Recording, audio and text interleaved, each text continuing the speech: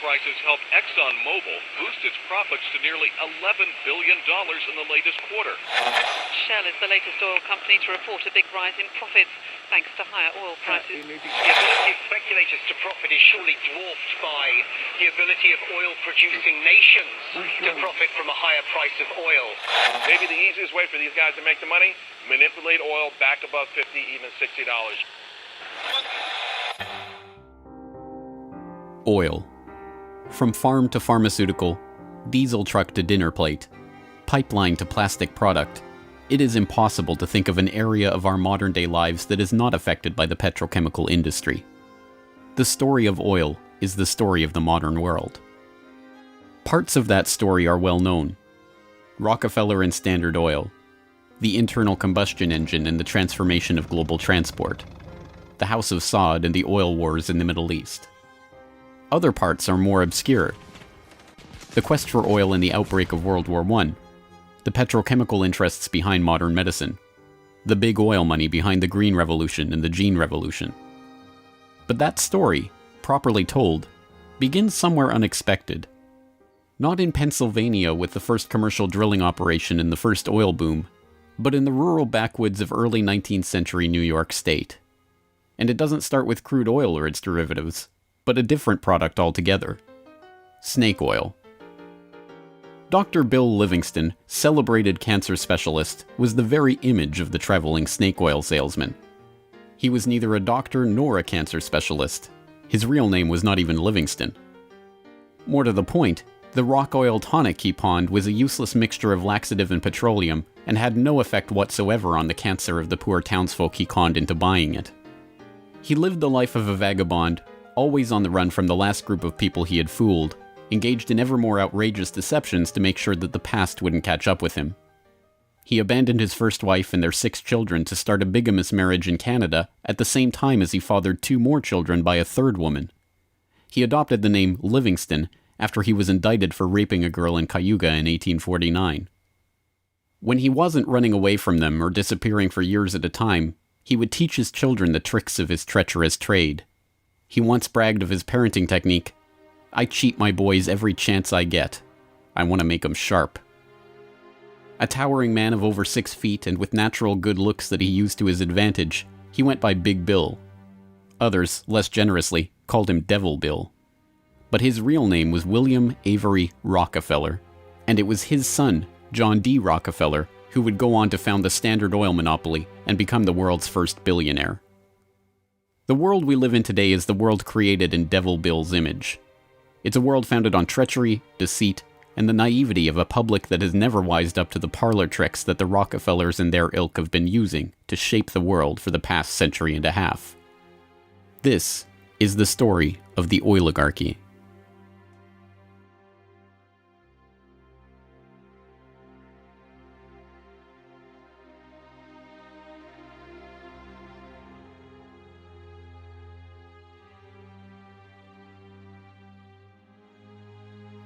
Titusville, 1857.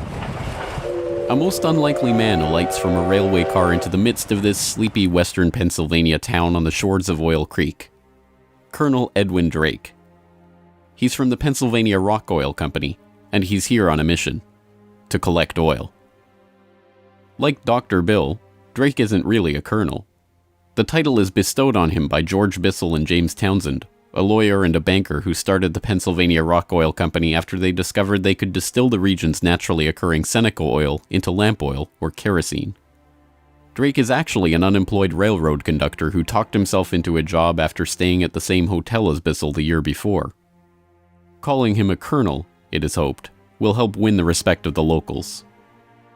The locals think he's crazy anyway. Seneca oil is indeed plentiful, bubbling out of seeps and collecting in the creek, but other than as a cure-all medicine or grease for the local sawmill's machinery, it's hardly seen as something valuable. In fact, it can be a downright nuisance, contaminating brine wells that supply Pittsburgh's booming salt industry. Still, Drake has a task to complete: finding a way to collect enough oil to make the distillation of Seneca oil into lamp oil profitable. He tries everything he can think of. The Native Americans had historically collected the oil by damming the creek near a seep and skimming the oil off the top. But Drake can only collect 6 to 10 gallons of oil a day this way, even when he opens up extra seeps. He tries digging a shaft, but the groundwater floods in too quickly. By the summer of 1859, he's desperate. Drake is running out of ideas, Bissell and Townsend are running out of patience, and, most importantly, the company is running out of funds. He turns to Uncle Billy Smith, a Pittsburgh blacksmith who had experience drilling brine wells with steam-powered equipment. They get to work drilling down through the shale bedrock to reach the oil. It's maddeningly slow work, with the crude equipment struggling to get through 3 feet of bedrock a day. By August 27th, they've drilled down 69.5 feet. Drake has used the last of his funds, and Bissell and his partners have decided to close up the operation. On August 28th, they strike oil.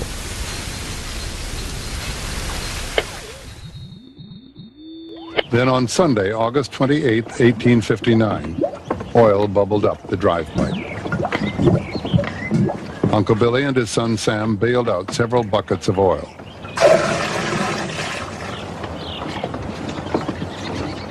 On Monday, the very day that Colonel Drake received his final payment and an order to close down the operation, they hitched the walking beam to a water pump, and the oil began to flow. The first oil was to sell for $40 a barrel. Years later, a local newspaper interviewed Uncle Billy about the day they struck oil. I commenced drilling, and at 4 o'clock I struck the oil. I says to Mr. Drake, "Look there, what do you think of this?" He looked down the pipe and said, "What's that?" I said, "That is your fortune."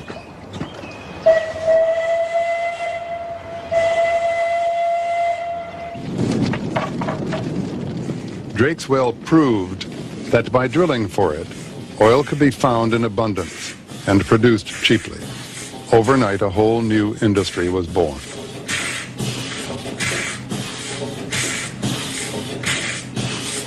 Before long, in millions of homes, farms, and factories around the world, lamps would be lit with kerosene, refined from West Pennsylvania crude. When the word came out that Drake had struck oil, the cry went up throughout the narrow valleys of western Pennsylvania. The crazy Yankee has struck oil, the crazy Yankee has struck oil. And it was the first great boom. It was like a gold rush.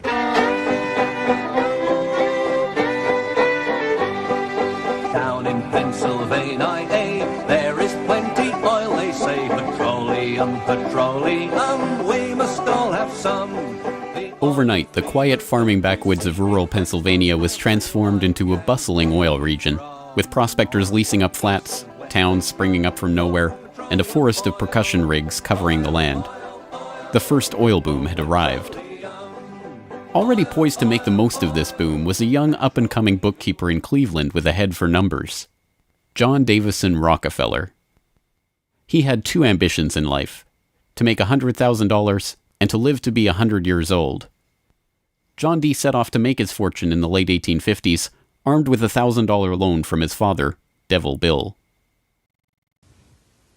Grandfather never finished high school and went to Cleveland, having borrowed $1,000 from his father to start business, paid 9% interest on it, incidentally. And he read about the oil business just beginning and got interested and came to realize that it was a very volatile business at the time. In 1863, seeing the oil boom and sensing the profits to be made in the fledgling business, Rockefeller formed a partnership with fellow businessmen Maurice B. Clark and Samuel Andrews, a chemist who had built an oil refinery but knew little about the business of getting his product to market. 2 years later, the shrewd John D. bought out his partners for $72,500 and, with Andrews as partner, launched Rockefeller and Andrews. By 1870, after 5 years of strategic partnerships and mergers, Rockefeller had incorporated Standard Oil. The story of the rise of Standard Oil is an oft-told one. In a move that would transform the American economy, Rockefeller set out to replace a world of independent oilmen with a giant company controlled by him. In 1870, begging bankers for more loans, he formed Standard Oil of Ohio. The next year, he quietly put what he called our plan his campaign to dominate the volatile oil industry, into devastating effect. Rockefeller knew that the refiner with the lowest transportation cost could bring rivals to their knees. He entered into a secret alliance with the railroads called the South Improvement Company. In exchange for large, regular shipments, Rockefeller and his allies secured transport rates far lower than those of their bewildered competitors. By 1879, when Rockefeller is 40, he controls 90% of the oil refining in the world. Within a few years, he will control 90% of the marketing of oil and a third of all of the oil wells. So this very young man controls what is not only a national but an international monopoly in a commodity that is about to become the most important strategic commodity in the world economy. By the 1880s, the American oil industry was the Standard Oil Company, and Standard Oil was John D. Rockefeller. But it wasn't long until a handful of similarly ambitious and well-connected families began to emulate the Standard Oil success story in other parts of the globe. One such competitor emerged from the Caucasus in the 1870s, where Imperial Russia had opened up the vast Caspian Sea oil deposits to private development. Two families quickly combined forces to take advantage of the opportunity. The Nobels, led by Ludwig Nobel and including his dynamite-inventing, prize-creating brother Alfred, and the French branch of the infamous Rothschild banking dynasty, led by Alphonse Rothschild. In 1891, the Rothschilds contracted with M. Samuel & Co., a Far East shipping company headquartered in London and run by Marcus Samuel, to do what had never been done before: ship their Nobel-supplied Caspian oil through the Suez Canal to East Asian markets. The project was immense. It involved not only sophisticated engineering to construct the first oil tankers to be approved by the Suez Canal Company, but the strictest secrecy. If word of the endeavor was to get back to Rockefeller through his international intelligence network, it would risk bringing the wrath of Standard Oil, which could afford to cut rates and squeeze them out of the market. In the end, they succeeded, and the first bulk tanker, the Murex, sailed through the Suez Canal in 1892 en route to Thailand. In 1897, M. Samuel & Co. became the Shell Transport and Trading Company. Realizing that reliance on the Rothschild Nobel Caspian oil left the company vulnerable to supply shocks, Shell began to look to the Far East for other sources of oil. In Borneo, they ran up against Royal Dutch Petroleum, established in The Hague in 1890 with the support of King William III of the Netherlands, to develop oil deposits in the Dutch East Indies. The two companies, fearing competition from Standard Oil, merged in 1903 into the Asiatic Petroleum Company, jointly owned with the French Rothschilds, and in 1907 became Royal Dutch Shell. Another global competitor to the Standard Oil throne emerged in Iran at the turn of the 20th century. In 1901, millionaire socialite William Knox D'Arcy negotiated an incredible concession with the King of Persia: exclusive rights to prospect for oil throughout most of the country for 60 years. After 7 years of fruitless search, D'Arcy and his Glasgow-based partner, Burma Oil, were ready to abandon the country altogether. In early May of 1908, they sent a telegram to their geologist telling him to dismiss his staff, dismantle his equipment, and come back home. He defied the order, and weeks later, struck oil. Burma Oil promptly spun off the Anglo-Persian Oil Company to oversee production of Persian oil. The British government took 51% majority control of the company's shares in 1914 at the behest of Winston Churchill, then First Lord of the Admiralty, and survives today as BP. The Rothschilds and Nobels, the Dutch royal family, the Rockefellers. These early titans of the oil industry and their corporate shells pioneered a new model for amassing and expanding fortunes hitherto unheard of. They were the scions of a new oligarchy, one built around oil and its control, from wellhead to pump. But it was not just about money. The monopolization of this, the key energy resource of the 20th century, helped secure the oligarchs not just wealth, but power over the lives of billions. Billions who came to depend on black gold for the provision of just about every aspect of their daily lives. In the late 19th century, however, it was by no means certain that oil would become the key resource of the 20th century. As cheap illumination from the newly commercialized light bulb began to destroy the market for lamp oil, the oligarchs were on the verge of losing the value from their monopoly. but a series of lucky strikes was about to catapult their fortunes even further. The very next year after the commercial introduction of the light bulb, another invention came along to save the oil industry. German engineer Carl Benz patented a reliable two-stroke internal combustion engine. The engine ran on gasoline, another petroleum byproduct, and became the basis for the Benz motor wagon that, in 1888, became the first commercially available automobile in history. And with that stroke of luck, the business that Rockefeller and the other oligarchs had spent decades consolidating was saved. But more luck was needed to ensure the market for this new engine. In the early days of the automobile era, it was by no means certain that gas-powered cars would come to dominate the market. Working models of electric vehicles had been around since the 1830s, and the first electric car was built in 1884. By 1897, there was a fleet of all-electric taxis shuttling passengers around London. The world land speed record was set by an electric car in 1898. By the dawn of the 20th century, electric cars accounted for 28% of the automobiles in the United States. The electrics had advantages over the internal combustion engine. They required no gear shifting or hand cranking, and had none of the vibration, smell, or noise associated with gasoline-powered cars. Lady Luck intervened again on January 10, 1901, when prospectors struck oil at Spindletop in East Texas. The gusher blew 100,000 barrels a day and set off the next great oil boom, providing cheap, plentiful oil to the American market and driving down gas prices.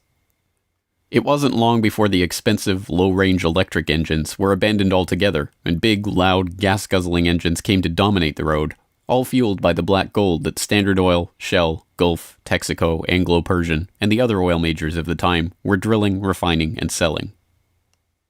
Perhaps John D's greatest stroke of luck, however, was not supposed to be luck at all.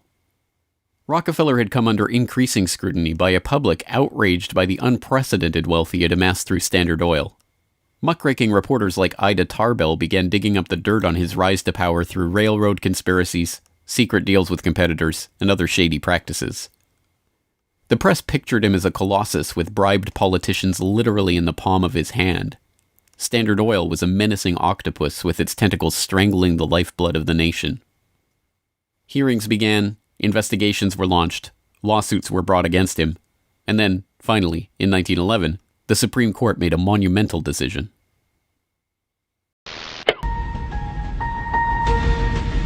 On May 15, 1911, the Supreme Court of the United States declared that Standard Oil was a monopoly in restraint of trade and should be dissolved. Rockefeller heard of the decision while golfing at 𝘾𝙤𝙧𝙚𝙚 with a priest from the local Catholic Church, Father J.P. Lennon. And Rockefeller reacted with amazing aplomb. He turned to the Catholic priest and said, "Father Lennon, have you some money?" And the priest was very startled by the question and said, "No." And then he said, "Why?" And Rockefeller replied, "Buy Standard Oil."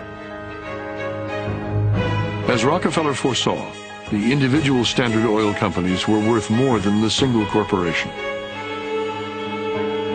In the next few years, their shares doubled and tripled in value. By the time the reign of cash was over, Rockefeller had the greatest personal fortune in history, nearly 2% of the American economy. And it was really losing the antitrust case that converted John D. Rockefeller into history's first billionaire, so that Standard Oil was punished in the federal antitrust case, but John D. Rockefeller Sr. most assuredly was not. To the amazement of the world, Rockefeller's punishment had in fact been his reward. Rather than being taken down a peg, the splitting up of the Standard Oil monopoly had launched him as the world's only acknowledged billionaire at a time when the average annual income in America was $520. Rockefeller's story was perfectly mirrored by the story of Colonel Edwin Drake. Having struck oil in Titusville and given rise to a billion-dollar global industry, Drake had not had the foresight to patent his drilling technique or even to buy up the land around his own well. He ended up in poverty, relying on an annuity from the state of Pennsylvania to scrape together a living, and dying in 1880. For the oligarchy, the lesson of the rise and rise of Rockefeller was obvious. The more ruthlessly that monopoly was pursued, the tighter that control was grasped, the greater the lust for power and money, the greater the reward would be in the end. From now on, No invention would derail the oil majors from their quest for total control. No competition would be tolerated. No threat to the oligarchs would be allowed to rise.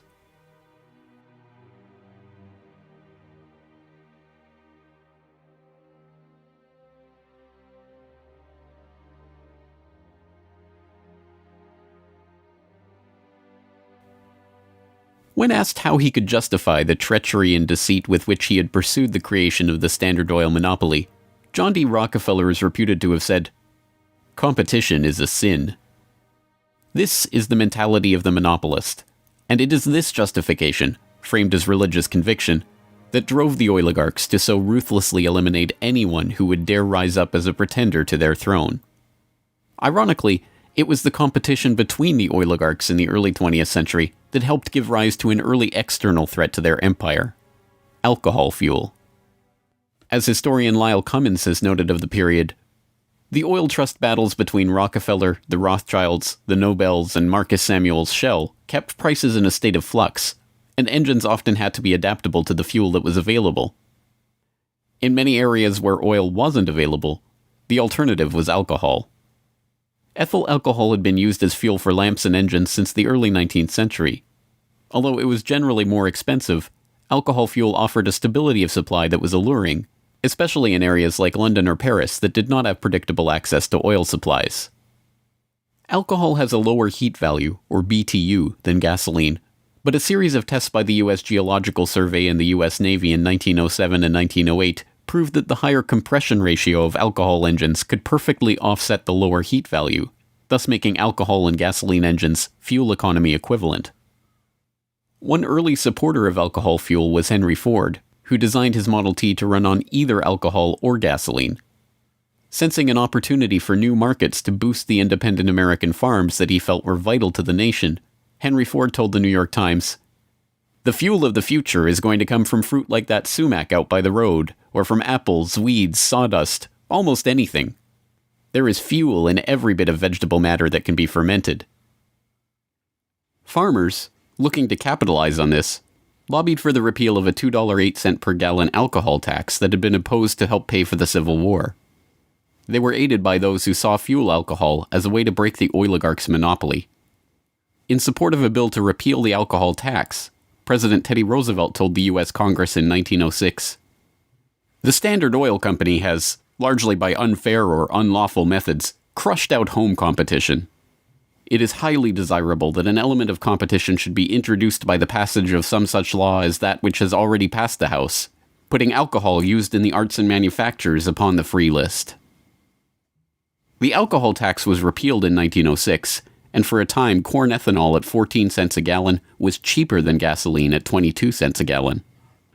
The promise of cheap, unpatentable, unmonopolizable fuel production open to anyone with raw vegetable matter and a still, swept the nation.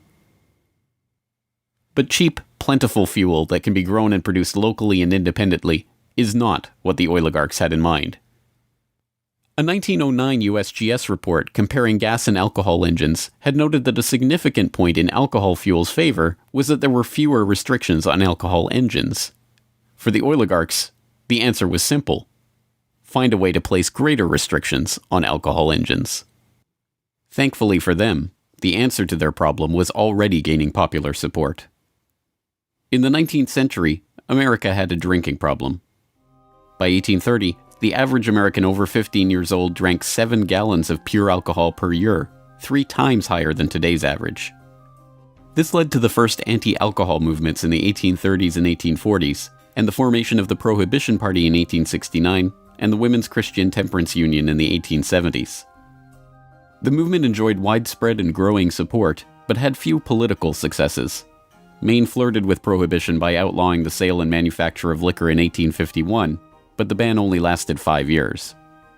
This changed with the formation of the Anti-Saloon League in Standard Oil's birth state of Ohio in 1893. The ASL was started by John D. Rockefeller's longtime personal friend Howard Hyde Russell, and was bankrolled in part by generous annual donations from Rockefeller himself. The ASL, with Rockefeller's backing, quickly became the driving force behind a national movement to outlaw the production and sale of alcohol. Rockefeller was a teetotaler himself, Not from moral concern, but because he was afraid that good cheer among friends would lead to his downfall in business. Stephen Harkness, one of the silent partner investors in Standard Oil and a director in the company until his death, had caught Rockefeller's eye when he made a fortune buying up whiskey in advance of a new excise tax that he had been tipped about and selling it at a huge profit after the tax kicked in. No, Rockefeller and Standard Oil were not concerned about the moral state of the nation, except as far as it impacted their bottom line. But when Prohibition did come in 1920, it had an interesting side effect. Although it didn't ban the use of ethanol as a fuel directly, it did lead to increasingly burdensome restrictions, requiring producers to add petroleum products to their ethanol to make it poisonous before it could be sold. Alcohol fuel, now completely unable to compete with gasoline, was abandoned altogether by the automobile industry. Another existential threat to the vast fortunes of the early oligarchs was to require an even greater effort at social engineering: public transportation. By the end of World War I, private car ownership was still a relative rarity. Only 1 in 10 Americans owned a car. Rail was still the transportation of choice for the vast majority of the public, and city dwellers in most major cities relied on electric trolley networks to transport them around town. In 1936, General Motors formed a front company, National City Lines, along with Firestone Tire and Standard Oil of California, to implement a process of bustitution, scrapping streetcars and tearing up railways to replace them with GM's own buses running on Standard Oil-supplied diesel. The plan was remarkably successful. As historian and researcher F. William Engdahl notes in Myths, Lies, and Oil Wars, by the end of the 1940s, GM had bought and scrapped over 100 municipal electric transit systems in 45 cities and put gas-burning GM buses on the streets in their place. By 1955, almost 90% of the electric streetcar lines in the United States had been ripped out or otherwise eliminated. The cartel had been careful to hide their involvement in National City Lines, but it was revealed to the public in 1946 by an enterprising retired naval lieutenant commander, Edwin J. Quimby. He wrote a manifesto exposing what he called a careful, deliberately planned campaign to swindle you out of your most important and valuable public utilities, your electric railway system. He uncovered the oligarchs' stock ownership of National City Lines and its subsidiaries, and detailed how they had step-by-step bought up and destroyed the public transportation lines in Baltimore, Los Angeles, St. Louis, and other major urban centers. Quimby's warning caught the attention of federal prosecutors, and in 1947, National City Lines was indicted for conspiring to form a transportation monopoly and conspiring to monopolize sales of buses and supplies. In 1949, GM, Firestone, Standard Oil of California, and their officers and corporate associates were convicted on the second count of conspiracy. The punishment for buying up and dismantling America's public transportation infrastructure? A $5,000 fine. H.C. Grossman, who had been the director of Pacific City Lines when it oversaw the scrapping of Los Angeles' $100 million Pacific Electric system, was fined exactly $1. Unsurprisingly, GM and its associates did not remain in the doghouse for long. In 1953, President Eisenhower appointed Charles Wilson, then the president of General Motors, as Secretary of Defense. Wilson, with Francis DuPont of the Rockefeller-connected DuPont family as chief administrator of federal highways, oversaw one of the largest public works projects in American history, the creation of the interstate highway system. With a war-era excise tax on train tickets still in place, and federally funded highways and airports providing cheaper alternatives, rail travel declined a startling 84% between 1945 and 1964. This social engineering paid off well for Standard Oil and its growing list of petrochemical associates. In the 2.5 decades after the outbreak of World War II, vehicle production in Detroit almost tripled, from 4.5 million cars a year in 1940 to over 11 million in 1965. As a result, sales of refined gasoline over the same period rose 300%. But Rockefeller was not the only oligarch working to crush all opposition to his monopoly. Across the pond, the European oligarchs were working to protect their own oil investments from upstart competitors. In 1889, a consortium of German investors led by Siemens Deutsche Bank obtained a concession from the Turkish government for extension of a railway line connecting Berlin to Basra on the Persian Gulf via Baghdad in what was then part of the Ottoman Empire. The Berlin-Baghdad railway concession was for 99 years and came with mineral rights for 20 kilometers on either side of the line. An especially lucrative deal since the rail cut right through the heart of the still untapped Mesopotamian oil region south of Mosul along the Tigris River. For the powers behind the British Empire, concerned with the military rise of Germany, this deal was unacceptable. Well, Germany, in the end of the 19th century, was looking for outlets for its exports, its industrial exports, as the German economy was growing like China is growing in the last 30 years. And they decided that Turkey would be an ideal strategic trade partner for Germany. And Georg von Siemens, one of the directors of Deutsche Bank, came up with a strategy to extend a railway from Berlin all the way down to Baghdad, which was then part of the Ottoman Empire, Baghdad in Iraq today, near the Persian Gulf. And German military began training the Turkish military. The German industry began investing in Turkey. They saw a huge potential market to begin bringing Turkey into the 20th century economically. Well, Deutsche Bank also negotiated mineral rights.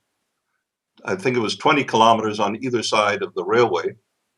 And it was already known in 1914 that Mosul and these other areas contained huge petroleum deposits. Well, why is that significant?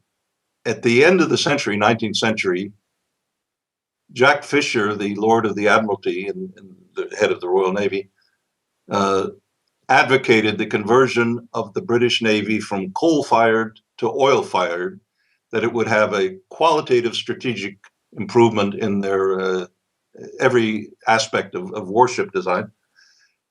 And since Britain didn't know that they had any oil back then, they went to Persia and swindled the Shah at that time out of oil rights in Persia. They went to Kuwait and backed a coup d'etat of the Al-Sabah family to be a British pawn. And they literally wrote a contract with him that nothing that Kuwait does with the outside world will be done without approval of the British governor. And Kuwait was known to have oil and lying right on the Persian Gulf. Well, the British looked at this railway plan of the Germans going right down to Baghdad and said, my God, you can put soldiers on rail cars and bring them down and threaten the oil lifeline of the British Navy. This is a strategic move by the Germans. It also would make Germany independent of the British control of the seas. The British oligarchs, including the British Crown with its hidden controlling stake in Anglo-Persian oil and the Rothschilds merchant Marcus Samuel at Royal Dutch Shell, sought to counter this German threat to their commercial and strategic interests. They used Armenian-born, naturalized British citizen Calouste Gulbenkian, the architect of the Royal Dutch Shell merger, in order, as he later recalled, to see British influence get the upper hand in Turkey against the Germans. If that was his task, it was a remarkable success. In 1909, the British set up the Turkish National Bank, which was Turkish in name only. Founded by London banker Sir Edward Castle and with directors like Hugo Baring of the Barings banking family, Castle himself, and Gulbenkian, the bank set up the Turkish Petroleum Company in 1912. Formed explicitly to exploit the petroleum-rich oil fields of Iraq, then part of the Ottoman Empire, Gulbenkian brokered a deal that forced Deutsche Bank, with its 40-kilometer concessions along the oil-rich Baghdad railway line, into a junior partnership in the company. The stock was split so the British government's Anglo-Persian Oil Company owned half the shares, with Royal Dutch Shell and Deutsche Bank splitting the other half.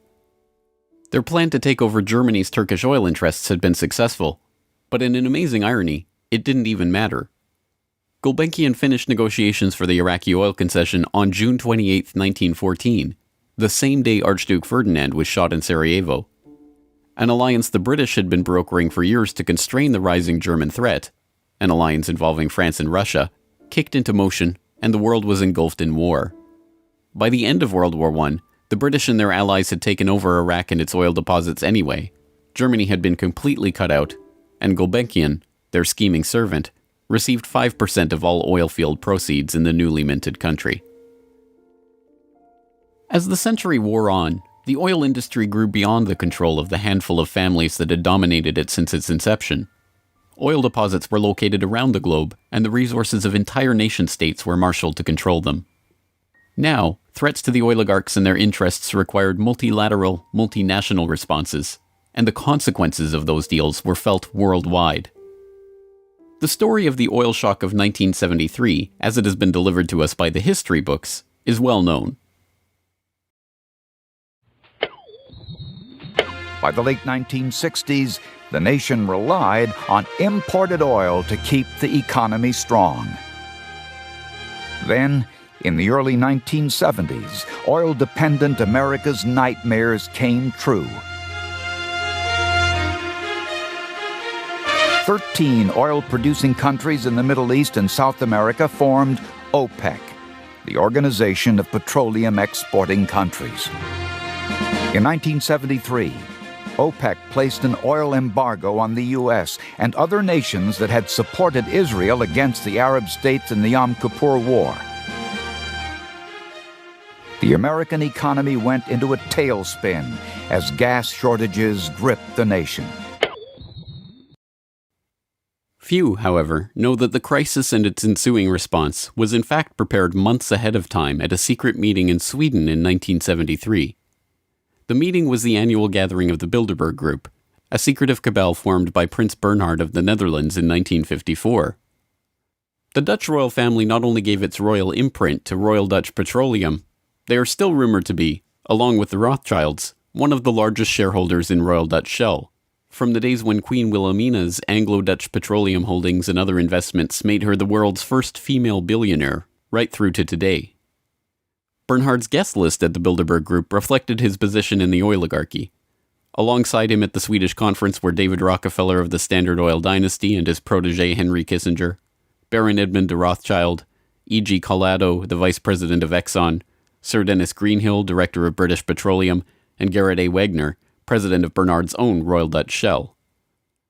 At the meeting in Sweden, held 5 months before the oil crisis began, the oligarchs and their political and business allies were planning their response to a monetary crisis that threatened the world dominance of the US dollar. Under the Bretton Woods system, negotiated in the final days of World War II, the US dollar would be the backbone of the world monetary system, convertible to gold at $35 per ounce, with all other currencies pegged to it. Increasing U.S. expenditures in Vietnam and decreasing exports caused Germany, France, and other nations to start demanding gold for their dollars. With the Federal Reserve's official gold holdings plunging and unable to stem the tide of demand, Nixon abandoned Bretton Woods in August 1971, threatening the dollar's position as the world reserve currency. Accordingly, I have directed the Secretary of the Treasury to take the action necessary to defend the dollar against the speculators. I have directed Secretary Connally to suspend temporarily the convertibility of the dollar into gold or other reserve assets, except in amounts and conditions determined to be in the interest of monetary stability and in the best interest of the United States. As leaked documents from the 1973 Bilderberg meeting show, the oligarchs decided to use their control over the flow of oil to save the American hegemon. Acknowledging that OPEC could completely disorganize and undermine the world monetary system, the Bilderberg attendees prepared for an energy crisis or an increase in energy costs, which, they predicted, could mean an oil price between $10 and $12, a staggering 400% increase from the current price of $3.01 per barrel. 5 months later, Bilderberg attendee and Rockefeller protege Henry Kissinger, acting as Nixon's Secretary of State, engineered the Yom Kippur War and provoked OPEC's response, an oil embargo of the US and other nations that had supported Israel. On October 16, 1973, OPEC raised oil prices by 70%. At their December meeting, the Shah of Iran demanded and received a further raise to $11.65 a barrel, or 400% of oil's pre-crisis price. When asked by Saudi King Faisal's personal emissary why he had demanded such a bold price increase, he replied, Tell your king, if he wants the answer to this question, he should go to Washington and ask Henry Kissinger. In the second move of the operation, Kissinger helped negotiate a deal with Saudi Arabia. In exchange for U.S. arms and military protection, the Saudis would price all their future oil sales in dollars and recycle those dollars through treasury purchases via Wall Street banks. The deal was a bonanza for the oligarchs. Not only did they get to pass the price increases on to the consumers, but they benefited from the huge flows of money into their own banks. The Shah of Iran parked the National Iranian Oil Company's revenues in Rockefeller's own Chase Bank, revenues that reached $14 billion per year in the wake of the oil crisis. With the creation of this new system, the petrodollar, the oligarchs had reached unprecedented levels of control over the economy. Not only that, they had backed the world monetary system with their commodity, oil, and brought potential competition from upstart producer nations under their control all in one step. But for the insatiable appetites of these monopolist titans, mere control over the world's monetary system was not enough.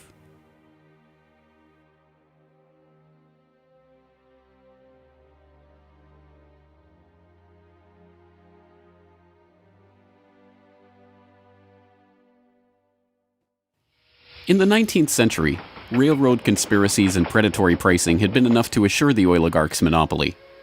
But by the time that the British Crown, the Dutch royal family, the Rothschilds, and the other European oligarchs began opening up the Middle East and the Far East to oil exploration in the early 20th century, the goal was no longer to maximize profits or control the oil industry. It was not even to control international diplomacy. It was to control and shape the world itself, its resources, its environment, and its people. In order to achieve this goal, the oligarchy would need a facelift. In the current age, with the Rockefeller name now more likely to be associated with Rockefeller Plaza or Rockefeller University than Standard Oil, it is difficult to understand just how hated John D. was in his own day. He was the head of the Standard Oil Hydra, an octopus strangling the world in his tentacles, a cutthroat gardener pruning the competitors from the flower of his oil monopoly. As one of the richest men the world had ever known, he was an easy target for the average working man's frustration and a magnet for the poor seeking help. He received on average 50 to 60,000 letters a month asking for help. Dozens of people followed him in the street. Literally, crowds stood around the Standard Oil offices, waiting for him to come out. Little children, painfully thin, crying in the street and so on. Rockefeller felt overwhelmed. Besieged by the downtrodden, despised by the working man, hounded by Ida Tarbell and the muckraking press, John D. had the mother of all PR problems. The answer was simple: invent the PR industry.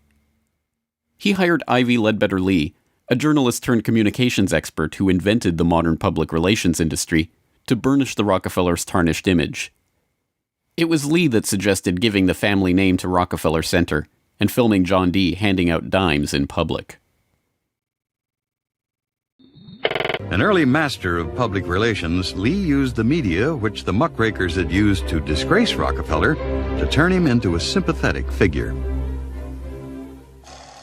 Ivy Lee recognized early the power of the new moving picture and used newsreels to show a remarkably benevolent Rockefeller. I am very grateful to you and to a host of people who are so kind and good to me all the time. Why? Because you're so good to everybody. Yes, you are. As Ivy Lee began to kind of control his public image, he became oddly a kind of American character. And people kind of warmed to him in a bizarre sort of way. It was like having Frankenstein on the loose walking around New York City or something like that, with a cane and a long hat. Although this plane never takes off, this photo opportunity was presented as Senior's first flight. Perhaps Ivy Lee's most brilliant public relations move was the casting of Rockefeller as the man who gave out dimes. Don't you give a dime, Mr. Rockefeller?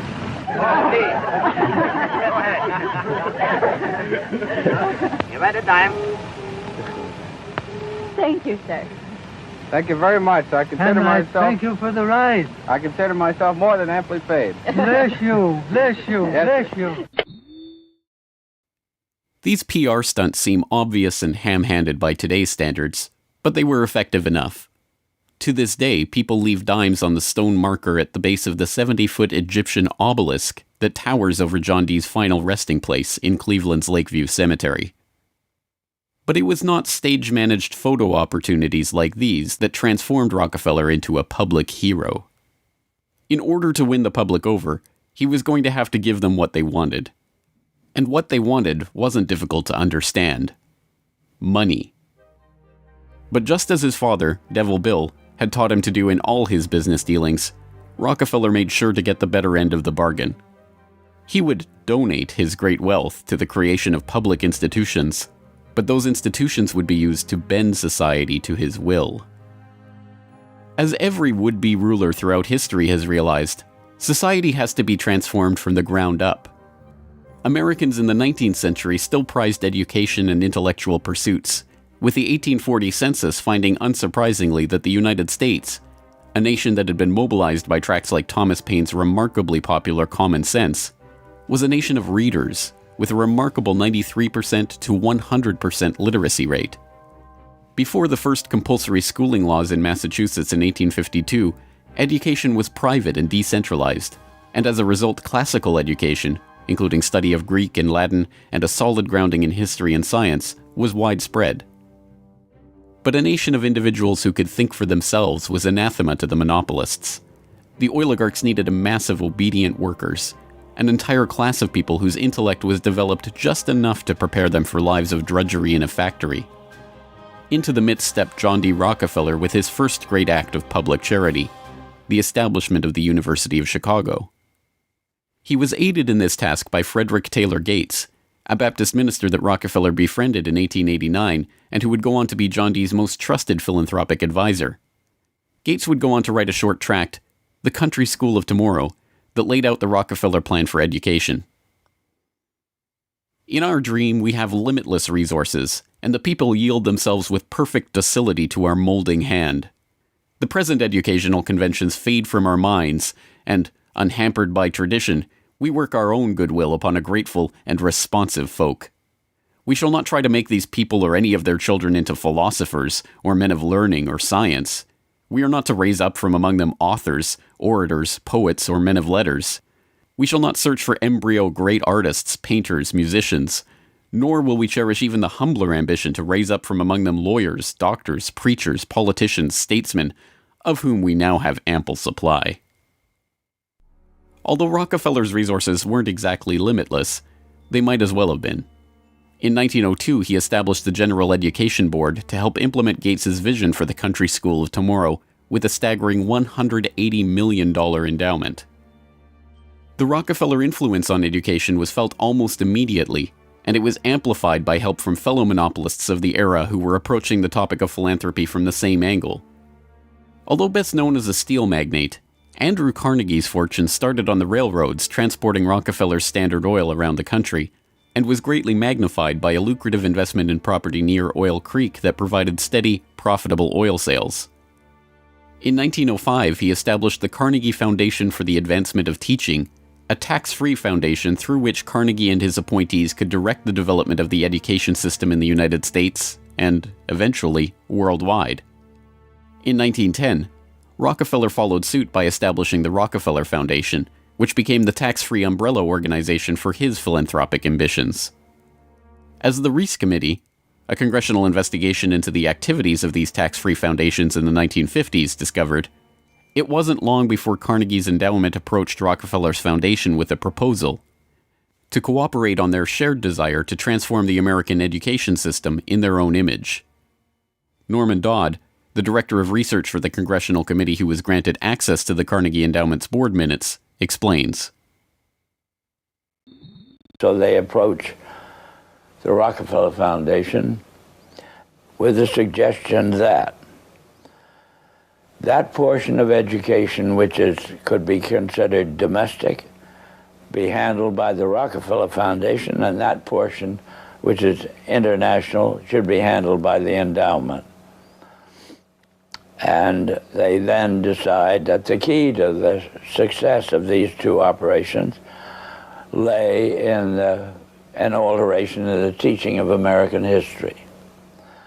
So they approach 4 of the then most prominent teachers of American history in the country, people like Charles and Mary Bird, and their suggestion to them is, will they alter the manner in which they present this subject, and they get turned down flat. So they then decide that it is necessary for them to do, as they say, build our own stable of historians. And then they approach the Guggenheim Foundation, which specializes in fellowships, and say, when we find young men in the process of studying for doctorates in the field of American history, and we feel that they are the right caliber, will you grant them fellowships on our say-so? And the answer is yes. So under that condition, eventually they assembled 20. And they take this 20 potential teachers of American history to London, and there they're briefed into what is expected of them when, as and if they secure appointments in keeping with the doctorates they will have earned. And that group of 20 historians ultimately becomes the nucleus of the American Historical Association. And then toward the end of the 1920s, the endowment grants to the American Historical Association $400,000 for a study of our history in a manner which points to what can this country can it look forward to in the future. And that culminates in a 7-volume study, the last volume of which is, of course, in essence, a summary of the contents of the other 6. And the essence of the last volume is the future of this country belongs to collectivism administered with characteristic American efficiency. With this base for transformation firmly established, the Rockefeller Foundation and like-minded organizations embarked on a program so ambitious that it almost defies comprehension. They transformed the practice of medicine. As usual, the oligarchs that funded this change were also there to profit from it, and once again, John D. took his cue from Devil Bill's example. William Rockefeller had called his brand of snake oil Nujol for New Oil, and Standard Oil spun off Nujol as a laxative under their Stanco subsidiary. Manufactured on the same premises as Flit, an insecticide also derived from Standard Oil's byproducts, Nujol sold at the druggist for 28 cents per 6-ounce bottle. It cost Standard Oil less than 1/5 of a cent to manufacture. Pharmaceuticals provided a lucrative new opportunity for the oligarchs, but in a turn-of-the-century America that was still largely based on naturopathic, herbal remedies, it was a tough sell. The oligarchy went to work changing that. In 1901, John D. established the Rockefeller Institute for Medical Research. The institute recruited Simon Flexner, a pathology professor at the University of Pennsylvania, to serve as its director. His brother, Abraham, was an educator who was contracted by the Carnegie Foundation to write a report on the state of the American medical education system. His study, the Flexner Report, along with the hundreds of millions of dollars that the Rockefeller and Carnegie Foundations were to shower on medical research in the coming years, resulted in a sweeping overhaul of the American medical system. Naturopathic and homeopathic medicine, medical care focused on unpatentable, unmarketable natural remedies and cures, was now dismissed as quackery. Only drug-based allopathic medicine requiring expensive medical procedures and lengthy hospital stays was to be taken seriously. the fortunes of Carnegie, Morgan, and Rockefeller financed surgery, radiation, and synthetic drugs. They were to become the economic foundations of the new medical economy.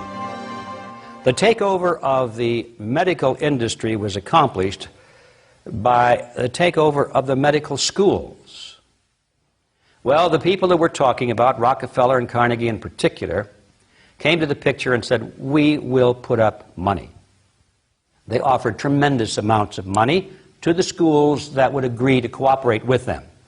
The donors said to the schools, we're giving you all this money. Now, would it be too much to ask if we could put some of our people on your board of directors to see that our money is being spent wisely?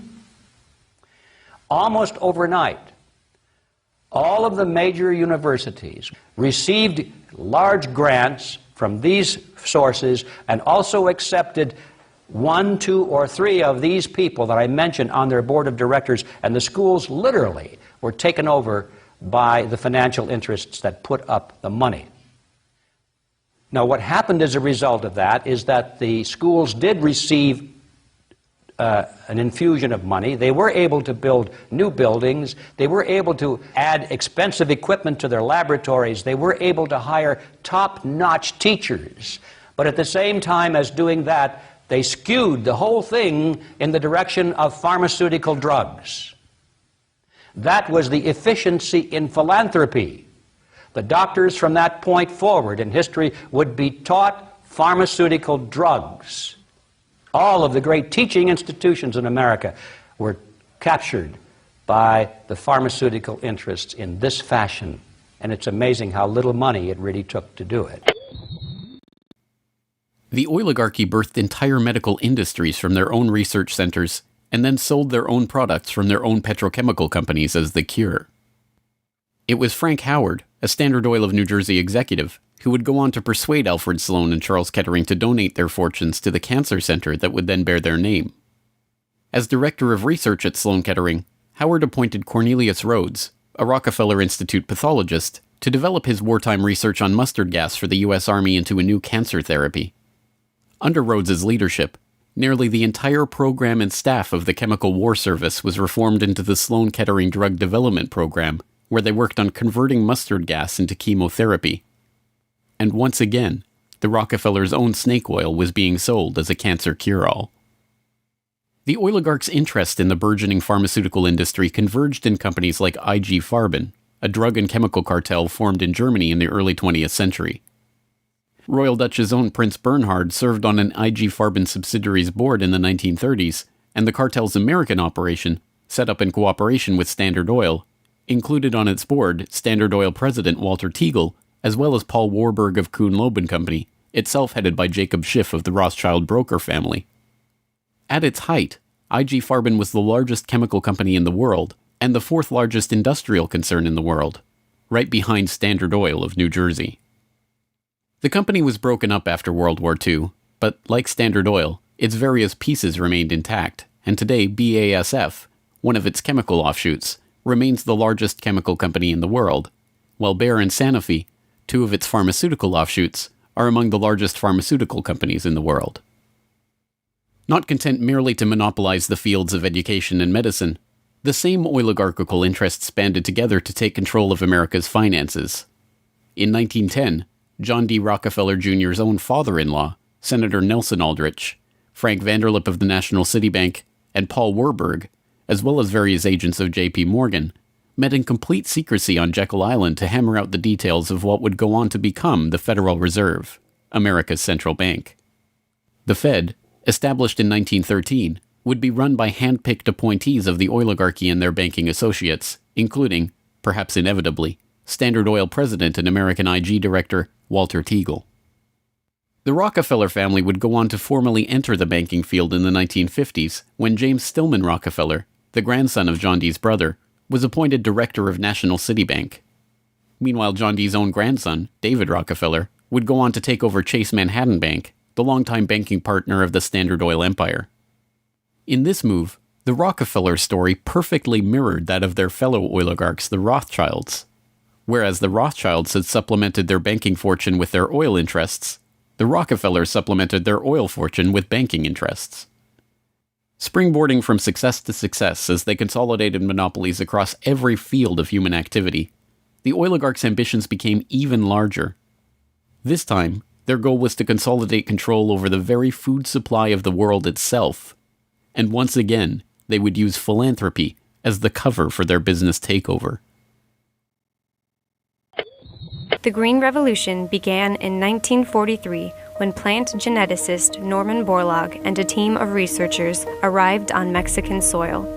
His goal was to improve agricultural techniques and biotechnological methodologies, which in turn would help alleviate starvation and improve the living quality of developing nations.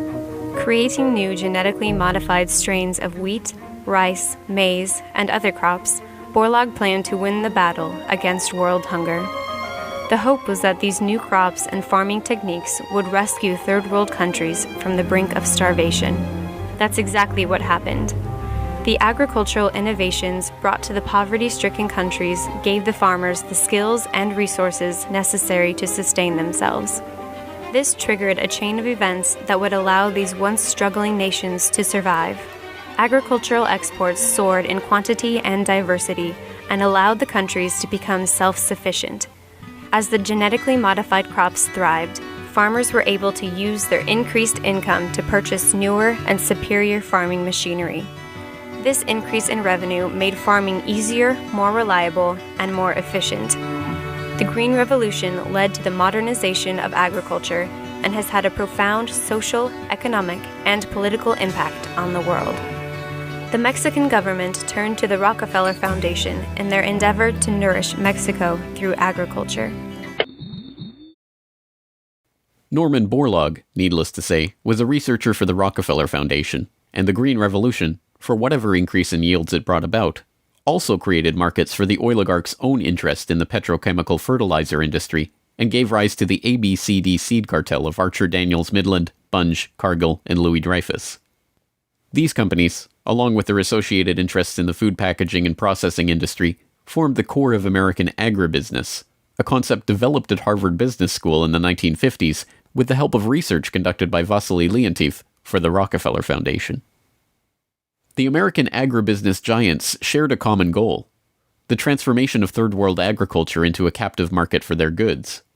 From this perspective, the project was a runaway success. By the 1970s, the Rockefeller Standard Oil network and its cronies in the nitrogen fertilizer industry, including DuPont, Dow Chemical, and Hercules Powder, had broken into markets around the world, markets conveniently forced open for them by the U.S. government itself under President Johnson's Food for Peace program, which mandated the use of petrochemical-dependent agricultural technologies by aid recipients. Unable to afford these new technologies themselves, the impoverished Third World beneficiaries of this revolution relied on loans from the International Monetary Fund and the World Bank, handled by Rockefeller's own Chase Manhattan Bank and guaranteed by the U.S. government. The real costs of the Green Revolution, economic, agricultural, and environmental, are seldom tallied. Access to these debt-financed petrochemical-dependent technologies exacerbated the difference between the rich landowning class and the landless peasants in countries like India, where land reform and abolition of usury were dropped from the political agenda after the Green Revolution took over. Even then, the revolution's main success, its increase in agricultural yields, has been oversold.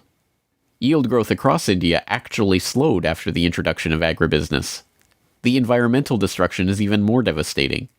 An overview in the December 2000 edition of Current Science notes, the Green Revolution has not only increased productivity, but it has also produced several negative ecological consequences, such as depletion of lands, decline in soil fertility, soil salinization, soil erosion, deterioration of environment, health hazards, poor sustainability of agricultural lands, and degradation of biodiversity.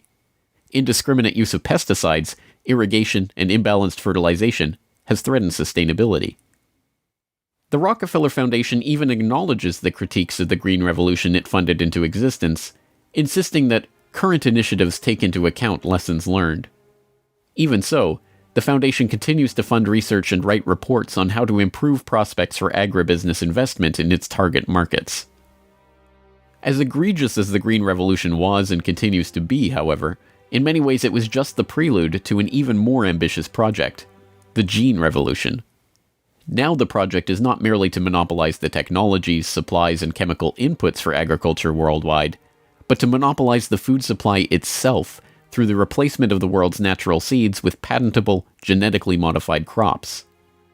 The players involved in this gene revolution are almost identical to the players in the green revolution, with IG Farben offshoots, Bayer Crop Science and BASF Plant Science, mingling with traditional oligarch associate companies like Dow AgroScience, DuPont Biotechnology, and, of course, Monsanto, all funded by the Rockefeller Foundation and fellow philanthropists at the Ford Foundation, the Bill and Melinda Gates Foundation, and like-minded organizations. The convergence of corporate, philanthropic, governmental, and intergovernmental interests in promoting GM crops around the world can be seen in the bewildering array of research institutes, industry associations, and consultative groups devoted to the case. The Rockefeller-funded International Rice Research Institute, the Rockefeller-Monsanto USAID brainchild International Service for the Acquisition of Agribiotech Applications, the Rockefeller-Ford World Bank-created Consultative Group of International Agricultural Research, and dozens of other bland, benign-sounding organizations research and promote GM crops in target markets around the globe, with the profits ending up in the oligarchs' coffers. A representative example of this story is the agribusiness neocolonization of Argentina, where Monsanto ran an elaborate bait and switch to get the country hooked on its genetically modified Roundup-ready soybeans before demanding royalties on the crops that were by then already growing. DuPont then took over, magnanimously beginning a Protein for Life program to foist their own GM soybeans on the country's poor. The same scene has played itself out in country after country, where cartel-developed GM crops are foisted on emerging economies through food aid, usually during times of famine when those countries are especially vulnerable. Only a handful of countries like Zambia or Angola have outright rejected this GMO takeover of their food supply, generously subsidized by the US government to the benefit of the agribusiness cartel.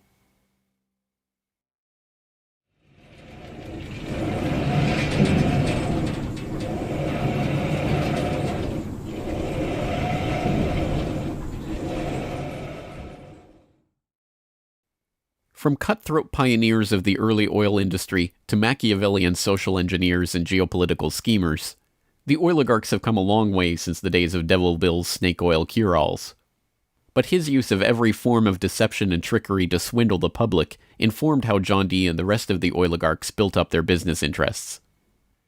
As the 20th century drew to a close, it was obvious that for the powerful cartel that built the oil industry, the Rockefellers, the Rothschilds, the British and Dutch royal families, it was no longer about oil, if it ever really was. The takeover of education, of medicine, of the monetary system, of the food supply itself, showed that the aim was much greater than a mere oil monopoly.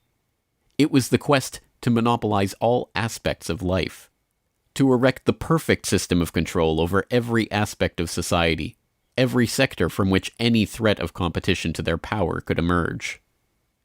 They had been remarkably, almost unbelievably successful.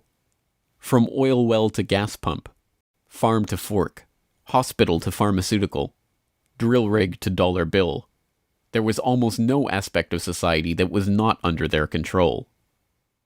But the oligarchs are not done yet. Their next project, launched in the late 20th century, is almost too ambitious to be comprehended. It is not about oil. It is not about money. It is about the monopolization of life itself. They have spent decades preparing the path for this takeover and marshaled their mind-boggling resources in service of the task. And the vast majority of the world's population, still playing the shell game that the oligarchs perfected and abandoned long ago, are about to fall right into their hands yet again. Ladies and gentlemen, the battle against climate change is surely the most defining and pivotal challenge of our times.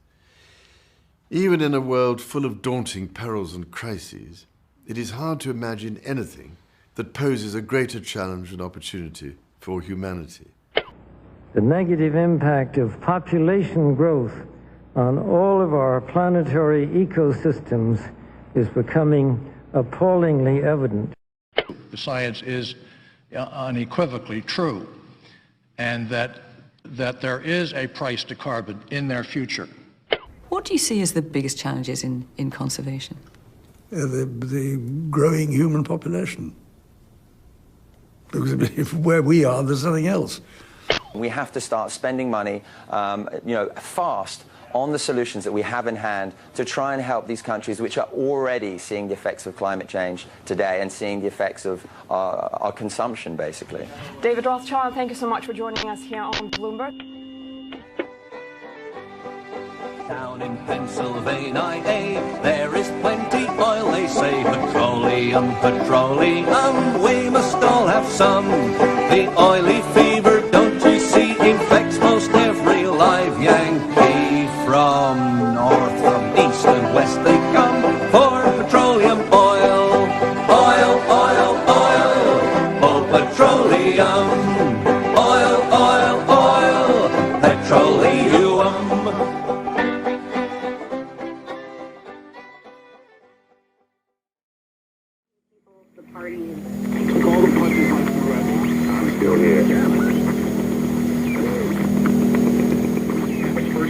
The negative impact of population growth is becoming appallingly evident. Heirs to an oil fortune join the divestment drive. In a highly symbolic gesture, the Rockefeller family will sell off its assets linked to fossil fuel companies. A slump in global oil prices has Saudi Arabia rethinking its near total dependence on oil revenue. We should be focusing on it, and we should be curbing our appetite for carbon-intensive products and services. But the problem is it's got a lot of room for debate. Obviously, the Rockefellers are making this move as an environmental one, but also from an investment standpoint, this also makes plenty of business sense. You can't simply carry on business the way you're doing it now. There is a price to carbon in their future. What do you see as the biggest challenges in conservation? The growing human population.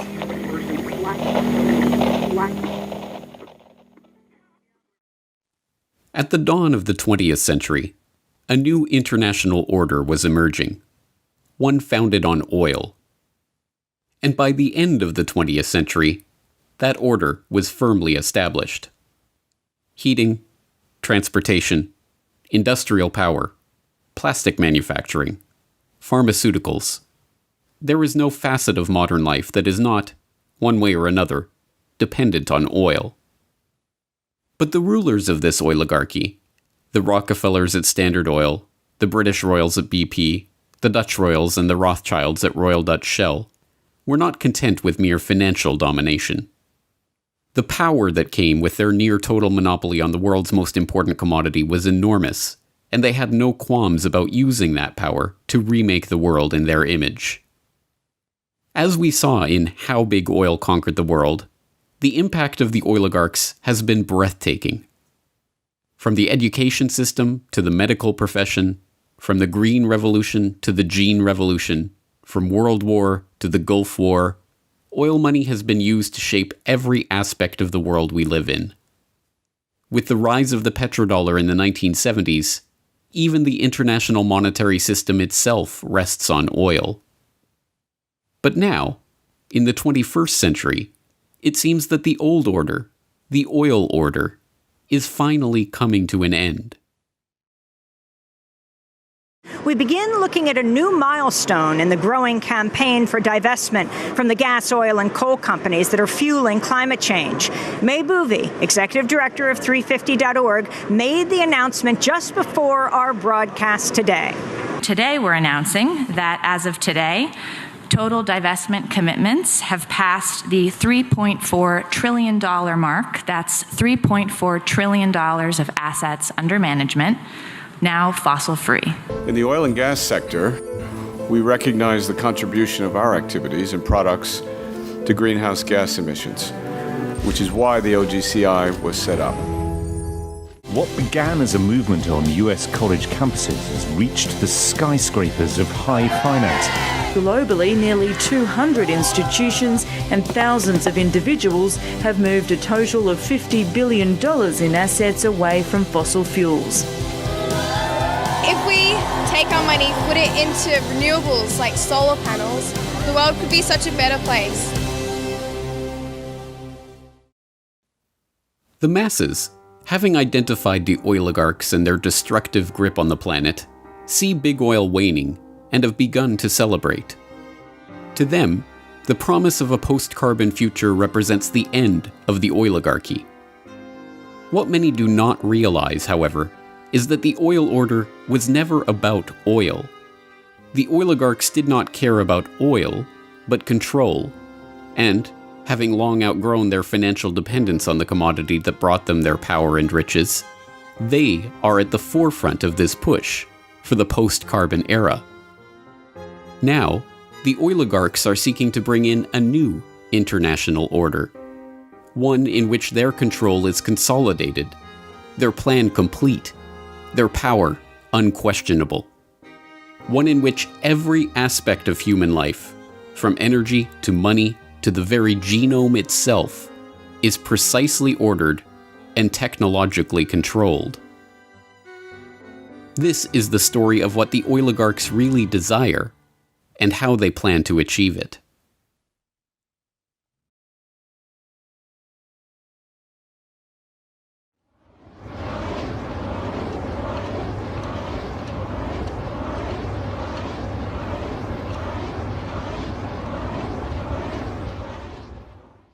Dhaka, 1963.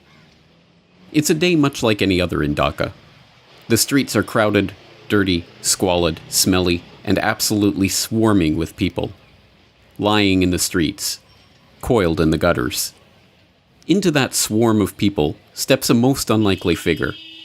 Wearing his drip-dry suit and hugging his briefcase, he sticks out from the crowd.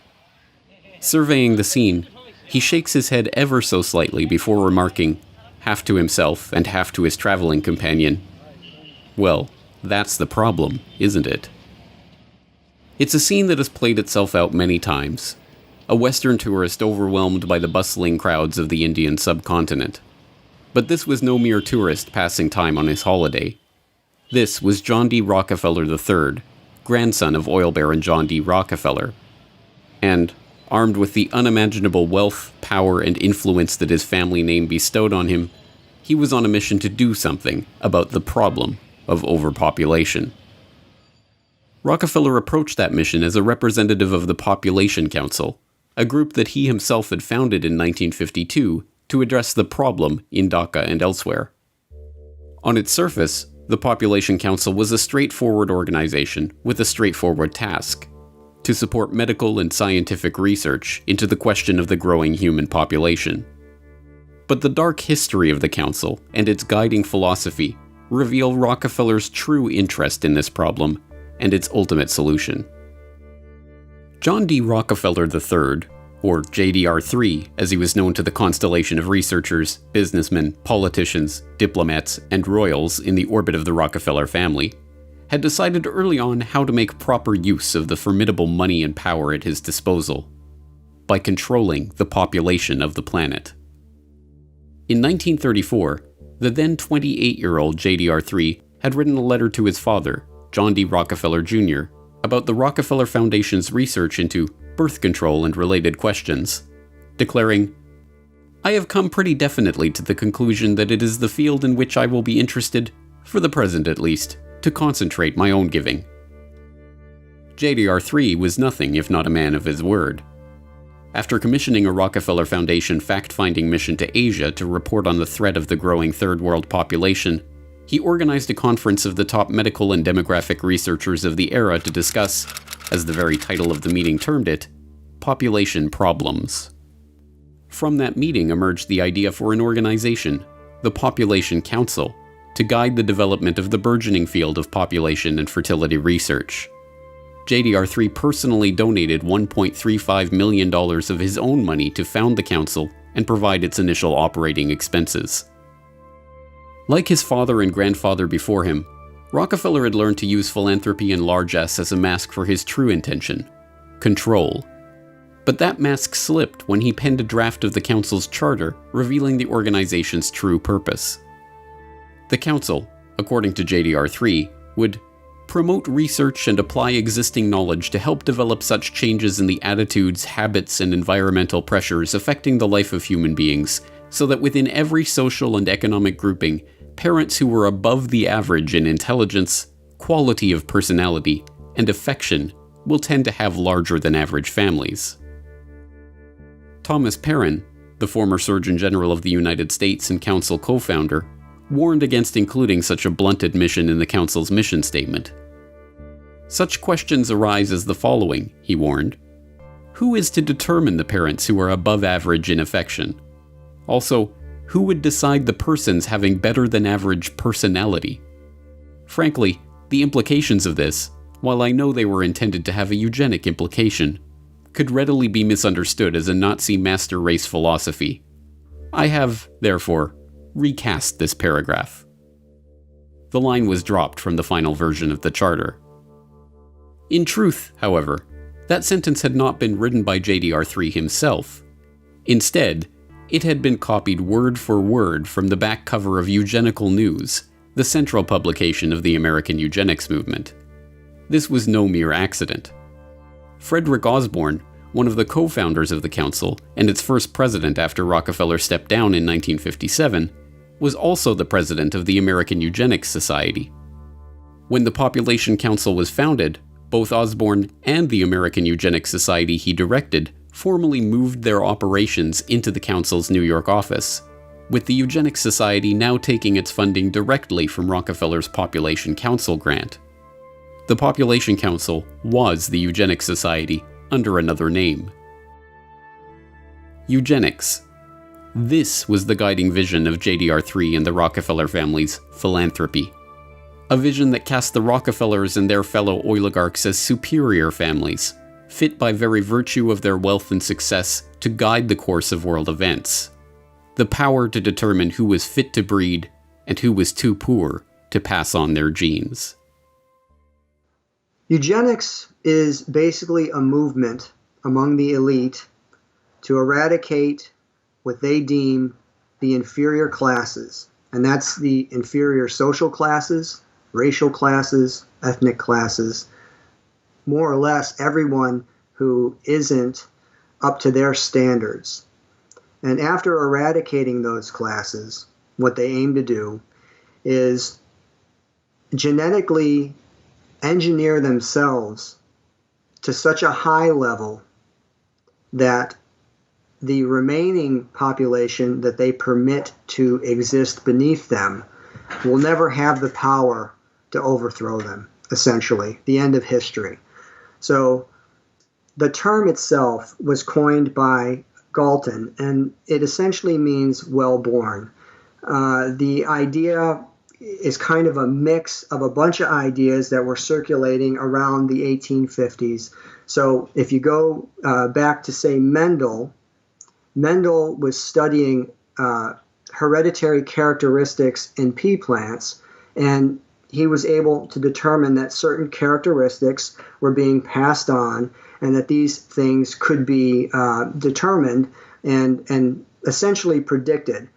And also at the same time, now you have Spencer, who's talking about the survival of the fittest, with the same kind of idea, the same thread running through there, that there are genetic characteristics that exist that would make one species, one plant or animal more fit than another and more capable of surviving.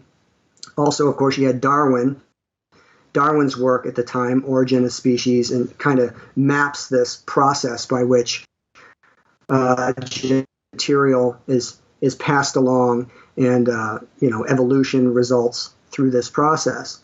So Galton is essentially taking all of these ideas, and he was kind of known for observing and identifying patterns. And what he essentially did was started to come up with this concept, this idea that through studying human characteristics, they could, if they chose to, breed superior human beings. Obsessed with breeding and family heredity, the eugenicists believed that it was not merely physical characteristics like weight or height that were determined by one's family line, but social characteristics like intelligence or conscientiousness or even criminality. If you were poor, it's because you come from poor stock. If you're criminal, it's because your family line is criminal. And if you're a Rockefeller or a Rothschild or a royal, you are rich and successful because your family was destined for fortune and success. The pseudoscientific trappings of this 19th century eugenic philosophy may have been new, but in fact the idea is as old as human civilization itself. People have always been taught to believe that their rulers are special, a class apart, members of a family specially chosen to rule over the masses. Whether literal descendants of the gods, like the pharaohs of Egypt or the emperors of Japan, or members of families specially chosen by God to reign over their kingdoms, like the monarchs of Europe, the right to rule over others was something passed down through family trees. The commoners, meanwhile, knew their place. Not being born of royal blood, they entered the world as serfs, worked the land for the benefit of the noble class, and, if they were lucky, had children of their own to repeat the cycle for another generation. But the breakdown of medieval feudalism gave rise to a newly wealthy merchant class. The development of the scientific method challenged centuries of religious dogma. The spread of Enlightenment philosophy led to the toppling of monarchs and the rise of democracy, and the Industrial Revolution paved the way for the rise of the robber barons and the creation of vast new family fortunes. By the late 19th century, as the oligarchs in America and Europe began to consolidate their wealth, a new justification for elite rule of society was needed. One that discarded with outdated appeals to supernatural order and seemed to rest on a bedrock of science. An idea that could explain how nouveau riche upstarts like the Rockefellers and Rothschilds had risen to positions of prominence in society alongside the old royal dynasties of Europe. Eugenics fit the bill perfectly. The answer was in their genes. Well, I think this eugenic idea that comes about of survival of the fittest almost gives a scientific excuse for some of the most inhumane and horrific actions that have ever been journeyed by humanity and then manifested. So the idea of controlling people through controlling reproduction and reproductive capability and access to mates and stuff like this is an idea that's thousands of years old. So eugenics, when it came around, in a strong form in the late 1800s, where you've got people like the Darwins, the Wedgwoods, and the Huxleys, specifically T.H. Huxley, Thomas H. Huxley was known as Darwin's bulldog. So these ideas of eugenics really take on, a new life of their own at the end of the 1800s, and coming into the 1900s, these ideas were embraced by the same families that were these robber barons that were being funded by the Rothschild banking network. Also the Fabian Socialist Society, which again had a lot of the same movers and shakers as these people who were higher ups in the British Empire. So when it reared its head in the 1920s and 30s and these forced sterilization campaigns, whereas, if they felt that you had a low IQ or that you had some congenital disease that would be passed on, that you didn't have the right to marry and have children. Eugenics, of course, was pseudoscience. When Galton and his fellow travelers began developing the theory, the identification of the actual mechanism of heredity, including genes and DNA, was nearly 100 years away.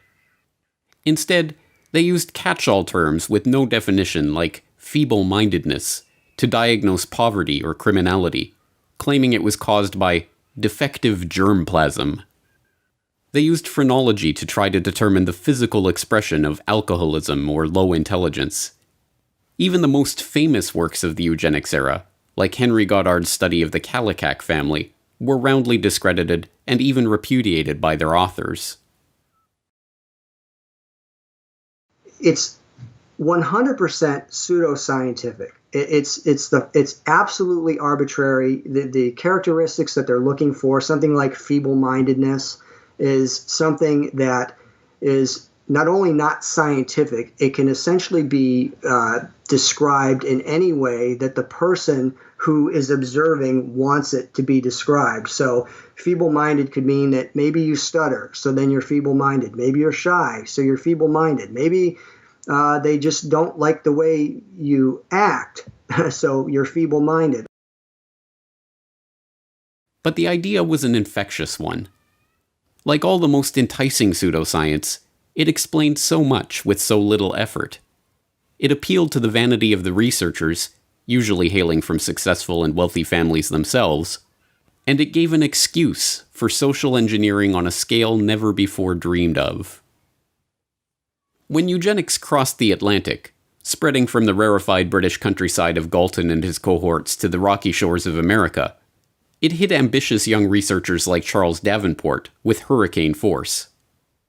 A Harvard-trained zoologist who had grown up in a strict, puritanical family of New England Congregationalists, Davenport's authoritarian father was obsessed with genealogy, tracing the family tree all the way back to his Anglo-Saxon forebears in 1086. When the younger Davenport discovered Galton's writing while working in a biological laboratory on Long Island, he found his purpose in life. As he later told the American Breeders Association, which became an important ally in his eugenicist cause, "Society must protect itself. As it claims the right to deprive the murderer of his life, so also it may annihilate the hideous serpent of hopelessly vicious protoplasm."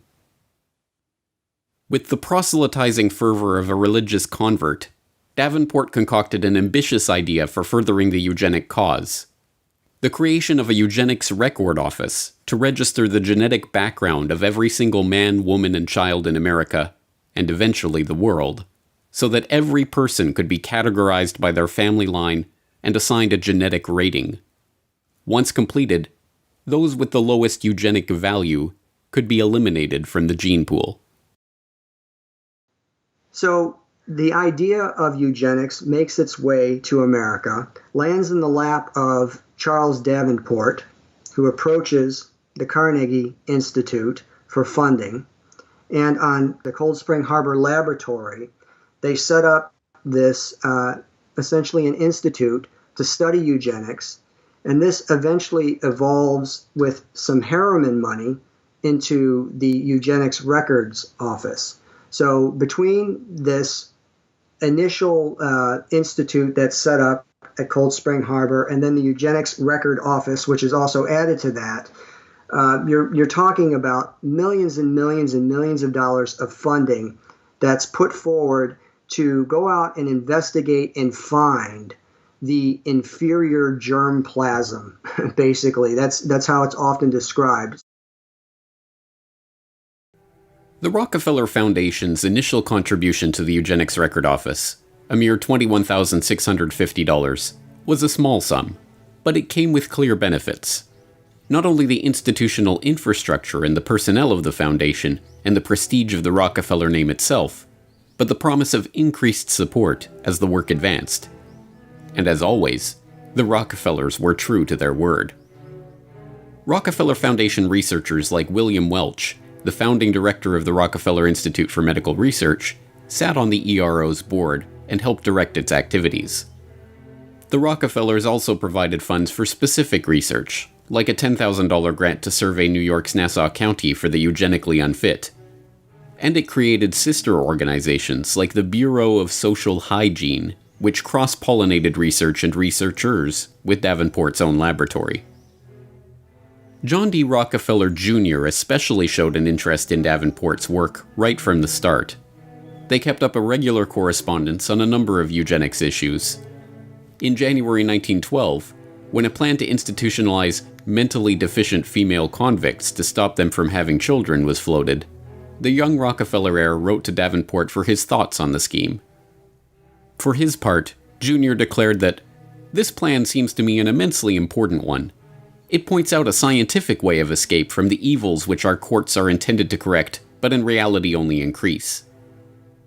After Davenport responded that the plan would only work if it included a eugenical screening of the convicts, Jr. contributed $200,000 to found just such an institute. The Institute of Criminology in New York was administered by Rockefeller's own Bureau of Social Hygiene and staffed by workers trained at the Eugenics Record Office. Fueled by the support of America's rich and powerful, the field of eugenics transformed from the quaint hobby horse of a few mad scientists into the social cause of an entire generation. Economists, politicians, authors, activists. By the 1920s, everyone who was anyone was extolling the need to eradicate the germplasm of the lower stock. Marie Stopes, the celebrated family planning pioneer who founded Britain's first birth control clinic in North London in 1921, railed against hordes of defectives, calling for the compulsory sterilization of those she deemed unfit for parenthood. Tommy Douglas, now venerated as a hero in Canada for his role in founding the nation's healthcare system, submitted a master's thesis to McMaster University advocating that subnormals, defectives, and morons, like those with low IQ or physical abnormalities, be isolated on a state farm or in a colony where decisions could be made for them by a competent supervisor, and called on the government to certify mental and physical fitness to stop the unfit from breeding. John Maynard Keynes, the economist who gave us the Keynesian economics school that is still popular among central planners today, was himself president of the British Eugenics Society from 1937 to 1944. Alexander Graham Bell is still revered as the inventor of the telephone, but was in fact an early supporter of Charles Davenport and a founding member of the Eugenic Records Office Board of Scientific Directors.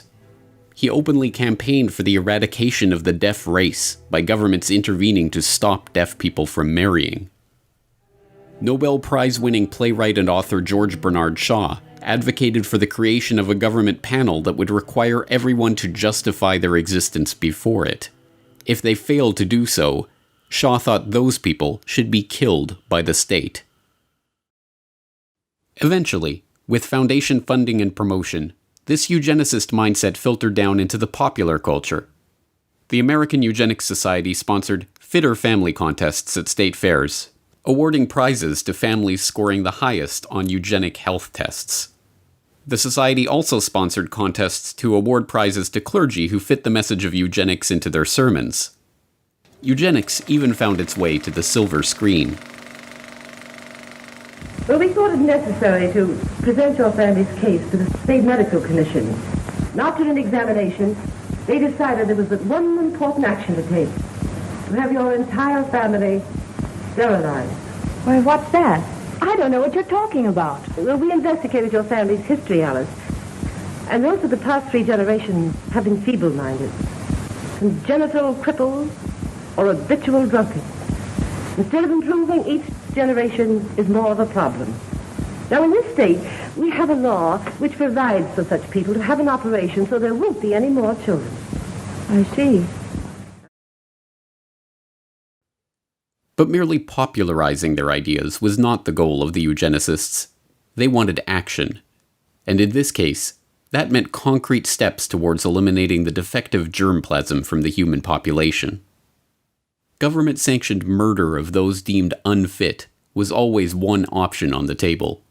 And it wasn't just playwrights like Bernard Shaw advocating for government death panels. Eugenicists of all stripes discussed and debated the idea of murdering degenerates as the quickest way of achieving their goals. Mistaken regard for what are believed to be divine laws and a sentimental belief in the sanctity of human life tend to prevent both the elimination of defective infants and the sterilization of such adults as are themselves of no value to the community.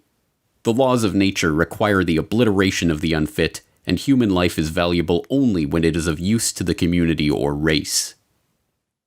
Madison Grant, Director of the American Eugenics Society, 1915.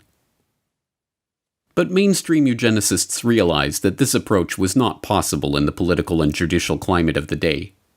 As Henry Goddard noted in his infamous study on the Kallikak family, "For the low-grade idiot, the loathsome unfortunate that may be seen in our institutions, some have proposed the lethal chamber, but humanity is steadily tending away from the possibility of that method, and there is no probability that it will ever be practiced. Instead, they would have to turn to the other option, the more politically acceptable solution for stopping the undesirables from breeding: forced sterilization." Indiana passed America's first eugenic sterilization law in 1907, and with only a few years, there were a dozen states where those deemed unfit were being legally sterilized against their will. But still, this was not enough for the eugenicists. The approach was too scattershot. Only a few thousand sterilizations had taken place under these laws, and Indiana's own Forced Sterilization Act was overturned by the state Supreme Court in 1921. Once again, Harry Laughlin, Davenport's right-hand man at the Rockefeller-funded Eugenics Record Office, stepped in to solve the problem. He drafted a model eugenic sterilization law in 1922 that became the basis for Virginia's 1924 Sterilization Act. To confront the issues head-on, the eugenicists decided to challenge the law's constitutionality themselves and take the lawsuit all the way to the Supreme Court. All they needed was the right test case to bring to trial.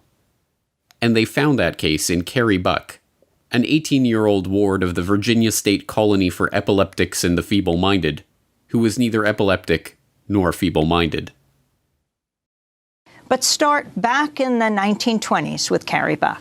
So she's a young woman who is growing up in Charlottesville, Virginia, being raised by a single mother. Back then, there was a belief that it was better often to take poor children away from their parents and put them in middle-class homes. So she was put in a foster family that treated her very badly. She wasn't allowed to call the parents mother and father. She did a lot of housekeeping for them and was rented out to the neighbors. And then one summer, she was raped by the nephew of her foster mother. She becomes pregnant out of wedlock, and rather than help her with this pregnancy, they decide to get her declared epileptic and feeble-minded, though she was neither, and she shipped off to the Colony for Epileptics and Feeble-Minded outside of Lynchburg, Virginia.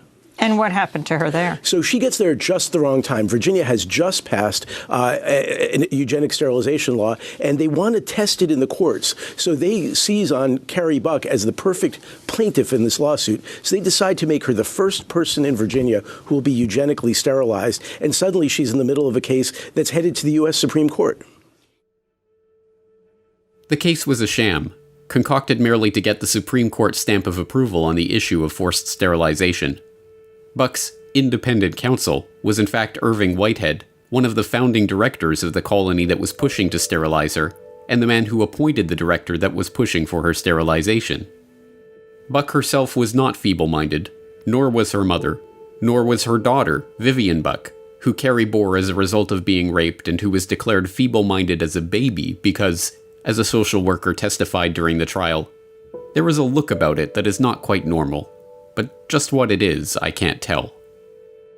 None of these facts mattered to the Supreme Court. Presided over by former President and Chief Justice William Howard Taft, the court voted 8-1 in favor of upholding Buck's forced sterilization and the constitutionality of the Virginia eugenics sterilization law itself. Writing the decision was one of the most famous and venerated justices in the history of the court, Oliver Wendell Holmes Jr., himself a eugenicist from the so-called Boston Brahmin sect of the hereditary East Coast establishment. In his decision, Holmes justified the forced sterilization of those like Buck by calling on the government's right to vaccinate the citizens against their will. It is better for all the world if, instead of waiting to execute degenerate offspring for crime or to let them starve for their imbecility, society can prevent those who are manifestly unfit from continuing their kind. The principle that sustains compulsory vaccination is broad enough to cover cutting the fallopian tubes, he declared before infamously concluding, 3 generations of imbeciles are enough.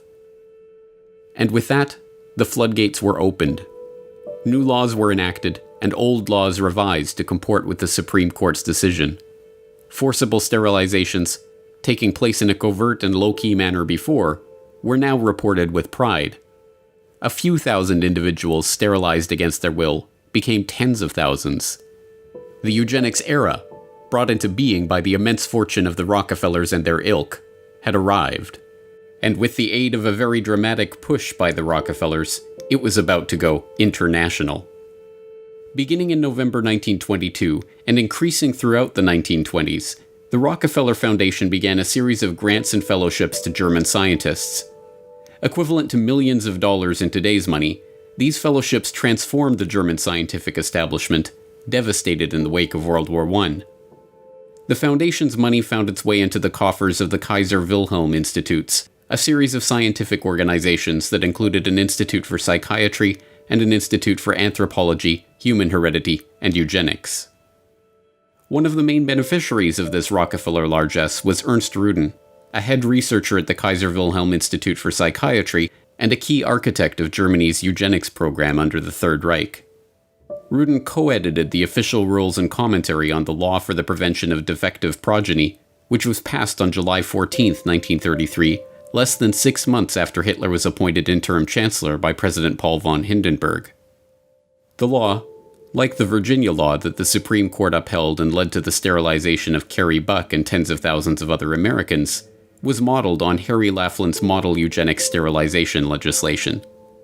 It formed genetic health courts, which could mandate sterilization of defectives in 8 different categories: the feeble-minded, schizophrenics, manic depressives, sufferers of Huntington's chorea, epileptics, those with hereditary deformities, the blind, and the deaf.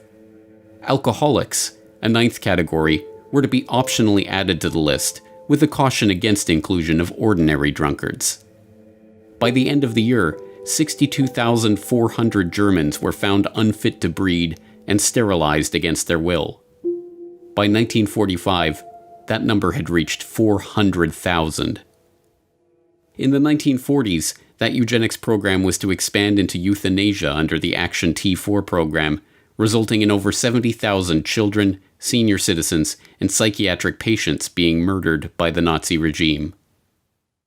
As the dust settled on World War II, the name of eugenics became synonymous with the Nazis in the minds of the general public. The eugenicists, outraged, knew that their work could not continue any longer under the name of eugenics. But that didn't mean that it couldn't continue. So after World War II, you don't hear about it anymore as eugenics. What you hear is molecular biology and these sorts of colloquial terms that were developed by the Rockefeller Foundation, which was one of the families primarily in America that was helping to fund it in America, in Britain, in Germany, who also funded Hitler during that time. So there's a lot of overlaps between the people who were actually out there funding genocide and the people who had ideas about culling the population and population control and sterilizing people. And these ideas go on and permeate society to this day. As American Eugenics Society co-founder Frederick Osborne wrote, "Eugenic goals are most likely to be attained under a name other than eugenics." Thus, he moved the American Eugenics Society into the offices of John D. Rockefeller III's Population Council, becoming president in 1957. The Rockefellers and their fellow oligarchs had for generations felt themselves to be stewards of the planet, protecting it from the rising tide of the genetically inferior. They were not about to give up that quest. They would simply have to package it under a different name.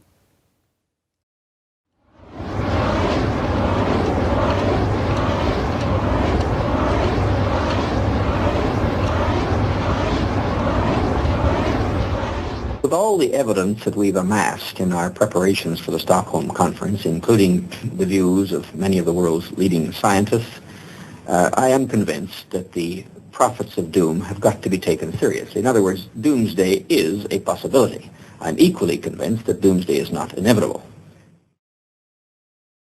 On paper, it would be almost impossible to find a less likely candidate for godfather of the modern environmental movement than Maurice Strong. A junior high school dropout from a poor family in rural Manitoba struck hard by the Great Depression, Strong's meteoric rise to the heights of wealth and political influence is itself remarkable. The sheer number of environmental organizations that he founded, conferences he chaired, campaigns he directed, and accolades he received over the course of his career is even more remarkable. Organizer of the Stockholm Environmental Conference, founding director of the United Nations Environment Program, Secretary General of the Rio Earth Summit, founder of the Earth Council and the Earth Charter Movement, chair of the World Resources Institute, commissioner of the World Commission on Environment and Development, and board member of a bewildering array of organizations, from the International Institute for Sustainable Development to the Stockholm Environment Institute to the African American Institute. But perhaps the most remarkable thing about Strong, this ubiquitous figure of the 20th century environmental movement, was his background. A Rockefeller-connected millionaire from the Alberta oil patch who divided his time between environmental campaigning and running major oil companies. To understand how this came about, we have to examine the history of the emergence of the environmental movement. In the post-war period, the desire to control the population put on a new mask, protecting the world from resource depletion, pollution, and ecological catastrophe. And, as always, the Rockefeller family was there to provide the funding and organizational support to steer this burgeoning movement toward their own ends. President Nixon and the United States Congress established the Commission on Population Growth and the American Future. The chairman of this unique commission is John D. Rockefeller III. It was a very broad-ranging mandate. Nobody's had one of this character before. And just from that, this question of quality of life just emerged as the seemingly key issue. But the main finding was that stabilization of some kind is clearly desirable for the country. Yes, we said that it is recognized that population cannot continue to grow indefinitely. Nobody questions that. And we said from our findings, we felt that now the nation should welcome and plan for a stabilized population. Well, the whole question of pollution, environment, and population came very much to the fore in amazingly rapid time. And President Nixon, in July 1969, made a statement to the Congress exclusively on this question. And I'd like to read just 2 sentences from that statement, as I think it's indicative of his concern in regard to the subject and his recognition of its importance here and around the world. He said, "One of the most serious challenges to human destiny in the last third of this century will be the growth of the population. Whether man's response to this challenge will be a cause for pride or for despair in the year 2000 will depend very much on what we do today." Joining the Rockefellers in shaping the international environmental movement were their fellow oligarchs across the Atlantic, including the British royals behind BP and the Dutch royals behind Royal Dutch Shell. And facilitating the transition from eugenics to population control to environmentalism was Julian Huxley, brother of Brave New World author Aldous Huxley and grandson of Darwin's bulldog T.H. Huxley. Julian Huxley was a committed eugenicist, chairing the British Eugenics Society from 1959 to 1962. But, like the other eugenicists of the post-war era, he understood the need to pursue the now discredited work of eugenics under a different guise. The founding director of the United Nations Educational, Scientific and Cultural Organization, UNESCO, Huxley wrote in the agency's founding document about the need to find ways to make the cause of eugenics politically viable once again. At the moment, it is probable that the indirect effect of civilization is dysgenic instead of eugenic. And in any case, it seems likely that the dead weight of genetic stupidity, physical weakness, mental instability, and disease proneness, which already exist in the human species, will prove too great a burden for real progress to be achieved.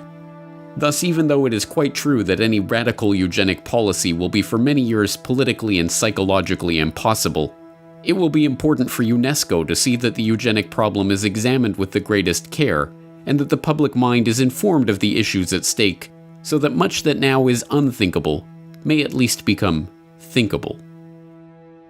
Huxley found the perfect front for the reintroduction of these unthinkable eugenical ideas in 1948, when he used UNESCO as a springboard for founding the International Union for the Conservation of Nature, and then again in 1961, when he used that agency as a springboard to create the World Wildlife Fund. Joining Huxley as co-founders of the fund were not only Prince Bernhard of the Netherlands, founder of the Bilderberg Group and former employee of the IG Farben conglomerate, and Prince Philip of England, but Godfrey A. Rockefeller of the Rockefeller dynasty. Together, they pledged to harness public opinion and educate the world about the necessity for conservation. Years of education about the strain that the growing human population put on the resources of the earth, paid for by the very oligarchs who had just spent the past century monopolizing one of the world's key resources, led, inevitably, to a predictable conclusion. Now, for the first time in the history of man, an international movement is underway. The people of the nations and the nations of the world have joined together to find the answers. This building and the world's representatives hold the solution. We have seen what we've done to bring about the destruction of our Earth. Is it not the time now to cure the disease that we ourselves have created? Yes, the cure for the disease of mankind according to Rockefeller-funded propaganda featuring John D. Rockefeller III as an expert commentator, was to be found at the United Nations, whose headquarters had been so graciously donated by the Rockefeller family itself. And the first step toward discovering that cure was to organize the UN Conference on the Human Environment in Stockholm in 1972, the world's first international environmental conference. For 11 days in June 1972, Stockholm was a magnet for everyone concerned with the environment. 1,200 official delegates from 113 nations were in Stockholm for the first international conference on the human environment. The meeting, first proposed to the United Nations by Sweden and approved by the General Assembly in 1968, attracted worldwide attention. In 4 short years, the topic of the human environment had gone from the back pages of newspapers to make headlines on page 1. And who better to oversee the conference and lay the institutional groundwork for this burgeoning, oligarch-supported movement than a consummate oil man? The very fact that the conference began with 113 participating countries with very high-level delegations from those countries, this in itself represented a very significant step forward, because this demonstrated more than anything else the real concern of the majority of countries in the world. All his life, Maurice Strong had the uncanny ability to be in the right place at the right time to meet the right person to advance up the ranks. Having been born in Oak Lake, Manitoba in 1929, and suffering through the Great Depression, the ambitious young Strong dropped out of school at age 14 and headed north to look for work. Finding his way to Chesterfield Inlet, Strong got a job as a fur buyer for the Hudson's Bay Company, and there met Wild Bill Richardson, a prospector whose wife, Mary McCall, hailed from the family behind McCall-Frontenac, one of Canada's largest oil companies. So Mr. Strong sort of enters the big world through a guy by the name of Wild Bill Richardson, who was a sort of prospector, married into an oil family called McCall, whose company was called McCall-Frontenac. It was a major importer of oil from the Middle East. Had been taken over long since by the Texaco company through a brokerage house called Nesbitt Thompson. So in a way, Mr. Strong was introduced to the world of big oil and the world of resources at a very young age, was picked up as a very smart kid, taken under the wing of a man named Paul Martin Sr., who was a cabinet minister and whose son would go on to become the Prime Minister of Canada. And introduced to the oil patch through people at the very top, and that would include David Rockefeller. Through the Richardsons, Strong made a series of increasingly unlikely connections. First, he was introduced to the treasurer of the then brand new United Nations, Noah Monod.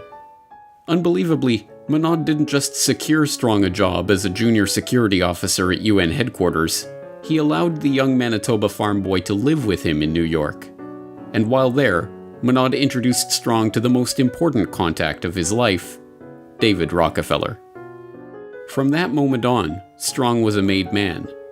And from that moment on, wherever Strong went, Rockefeller and his associates were there somewhere in the background. It was a Standard Oil veteran, Jack Gallagher, who gave Strong his big break in the Alberta oil patch when he quit his UN security job to return to Canada. And when Maurice Strong suddenly decided to quit that oil patch job, sell his house, and travel to Africa, he supported himself working for Rockefeller's Caltex in Nairobi. When he quit that job in 1954 and started his own company back in Canada, he hired Henry Bruni, a close friend of Rockefeller associate John J. McCloy, to manage it, and appointed 2 Standard Oil of New Jersey reps to its board. By his late 20s, he was running his own company, and was already a millionaire. As he would throughout his life, Maurice Strong capitalized on these connections and opportunities to full effect. After being chosen to organize the UN Environmental Conference in Stockholm, he was appointed a trustee of the Rockefeller Foundation, which then funded his office for the Stockholm Summit and supplied Carnegie Fellow Barbara Ward and Rockefeller ecologist René Dubos for his team. Strong commissioned them to write Only One Earth, a foundational text in the sustainable development arena that is heavily touted by globalists as a key document for promoting the global management of resources. The 1972 Stockholm Summit is still hailed as a landmark moment in the history of the modern environmental movement, leading not only to the first governmentally administered environmental action plans in Europe, but the creation of an entirely new UN bureaucracy, the United Nations Environment Programme, UNEP. Naturally, the UN appointed Maurice Strong as UNEP's first director. Shortly thereafter, Strong continued his double life by jumping straight back into the oil patch. Eastern Canada was hit particularly hard by the OPEC oil embargo, and as a result, then Prime Minister Pierre Trudeau created Petro-Canada, Canada's national oil company. And who did he tap as the company's first president? None other than that crusading Rockefeller-backed environmentalist, Maurice Strong. Leaving that post in 1978, Strong continued with a scarcely believable series of governmental, private sector, and international appointments, from chairman of the Canada Development Investment Corporation to chairman of AZL Resources Incorporated, to leading the UN's famine relief program in Africa. In 1987, Strong helped to organize another environmental conference, much less known but no less remarkable than the Stockholm Summit. Dubbed the Fourth World Wilderness Congress, the meeting took place in Denver, Colorado, and brought together Strong, David Rockefeller, Edmund de Rothschild, then Treasury Secretary James Baker, and a gaggle of other oligarchs, bankers, Washington power players, and globalists, ostensibly to talk about the environment.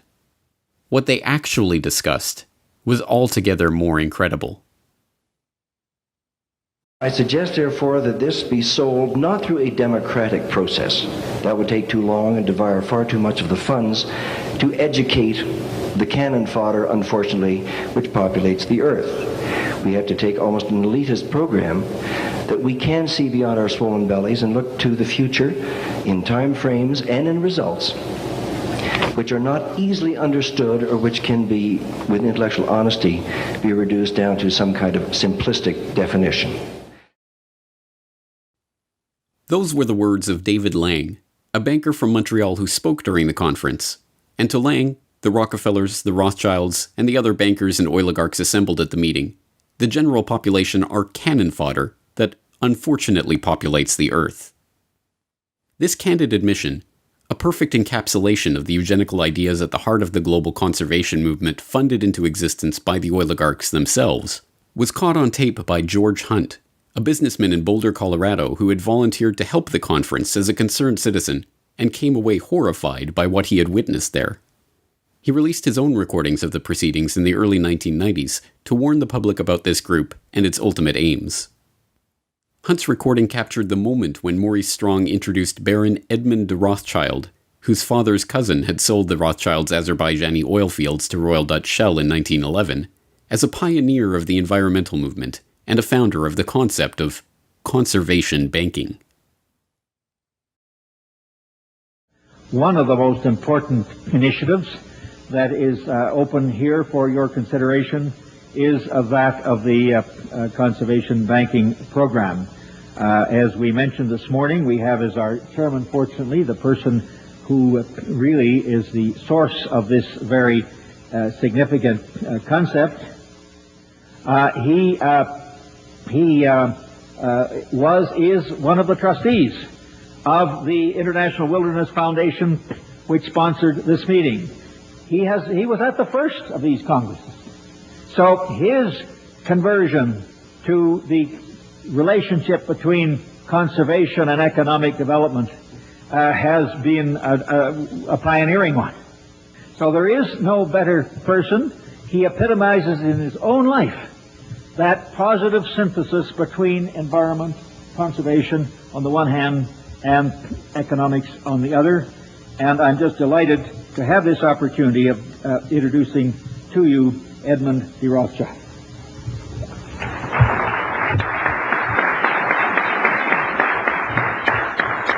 Maurice, thank you very much indeed for all that you've said, and I would ask the audience to take with a slight grain of salt all that he has said about me.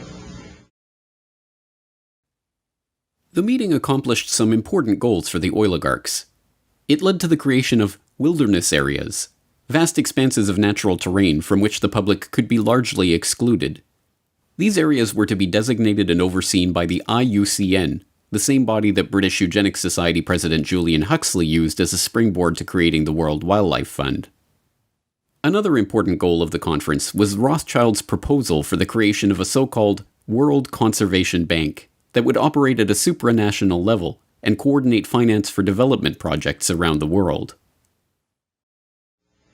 The meetings now of the new concept of an international conservation banking program involves all sectors of the human community, governmental and intergovernmental agencies, the public and private agencies, large charitable foundations, as well as ordinary individuals worldwide. By thinking forward as to how to reach out to the public at large, to every corporate entity throughout the world to put aside, hopefully tax-free, a part of their profits to fund our ecological and environmental protection. Ladies and gentlemen, every country has its own problems, its indigenous peoples and its wildlife. This International Conservation Bank must know no frontiers, no boundaries. This World Conservation Bank was forwarded and eventually realized at Maurice Strong's next major conference, the one which was to serve as the crowning achievement of his unlikely career as environmental crusader, and which still remains one of the touchstones of the environmental movement, the 1992 Earth Summit in Rio de Janeiro. In June 1992, the world met in Rio to discuss the fate of planet Earth. In this largest summit and very first Earth Summit ever held, representatives from 166 countries, 130 heads of state, and 15,000 non-governmental organizations came together with the hopes of deciding specific agreements that would balance environmental preservation with economic needs. And my gratitude to Secretary General Maurice Strong for his tireless work in bringing this Earth Summit together. This is truly an historic gathering. There are those who say that economic growth and environmental protection cannot be compatible. The world is our garden, and together we must cultivate it. This week at Rio, we have made a start. Beyond Rio, we must continue to carry it through. We cannot be complacent unless the agreements reached here are accompanied by real commitments to significant change. Change, of course, indeed, for the human species. In my view, Your Excellencies, we simply are headed for a moment in the 21st century where the condition of our species may become terminal. As useful as the Fourth World Wilderness Congress had been in advancing the agenda of Maurice Strong and the oligarchs, that was only setting the stage for the Earth Summit in Rio. At the Earth Summit, Edmund de Rothschild got his World Conservation Bank. Dubbed the Global Environment Facility and launched at the summit itself, it serves as the funding mechanism for 5 different UN conventions and provides billions of dollars worth of financing to environmental and development projects around the world. Its 18 implementing partners include the Rockefeller-funded Food and Agricultural Organization, the Huxley-founded International Union for the Conservation of Nature, the Maurice Strong-created United Nations Environment Program, and the Prince Bernhard, Prince Philip, Godfrey Rockefeller-founded World Wildlife Fund. One of the Global Environment Facility's specialties are debt-for-nature swaps, where third world countries are given debt relief in return for opening their land up for environmental development projects. The projects come with transaction costs of up to 5%, paid to the contractors who manage and direct the investments, not the locals, who, like the Aborigines of Palawan Island, are kicked off their land and effectively wiped off the face of the map. The Earth Summit also gave rise to the United Nations Framework Convention on Climate Change, the body to which the Intergovernmental Panel on Climate Change delivers its reports. Generally thought to be neutral, non-governmental bodies relying only on science and evidence, The UNFCCC and the IPCC are handcuffed by the terms that Strong set out for them to deliver only one conclusion: that humanity is to blame for climate change. When they set up the Intergovernmental Panel on Climate Change, Maurice Strong, who we should talk a lot about, he wrote the terms of reference. And the first term of reference was the definition of climate change. And he limited it deliberately to only human causes of climate change. And of course, that effectively eliminated all the natural causes, natural variability, which is why you see them not looking at things like the sun and a whole bunch of other issues. And of course, he then limited it even further in another term of reference that he set it up into three working groups. There was the technical group, working group 1, which wrote the science report. And that was 600 of the 2,500 people. The other 1,900 were in working groups 2 and 3. Now, they were inconsequential because they had to accept the findings of working group 1, which were already limited by their terms of reference. So whatever their finding was, working groups 2 and 3 then said, okay, you telling us it's going to warm, we accept that as fact. We now look at the implications of that. And that's where you hear all these stories about, oh, the ice is going to melt, the sea level is going to rise. So really, the majority of the report by 1,900 scientists is accepting without question the finding of the first group. Now, Strong, it really restricted it even more because they came out and said, look, this report is not to be used for policy. But then they set up the summary for policymakers, the absolute contradiction of that. And the summary for policymakers is written by a completely separate group. And then they write it independent of the science report. They write science report's finished and set aside. The summary for policymakers is written and given out to the media. But the rules, the terms of reference that Strong wrote said that the summary for policymakers goes back to the science report people and says, make sure your science report agrees with what we've put in the summary.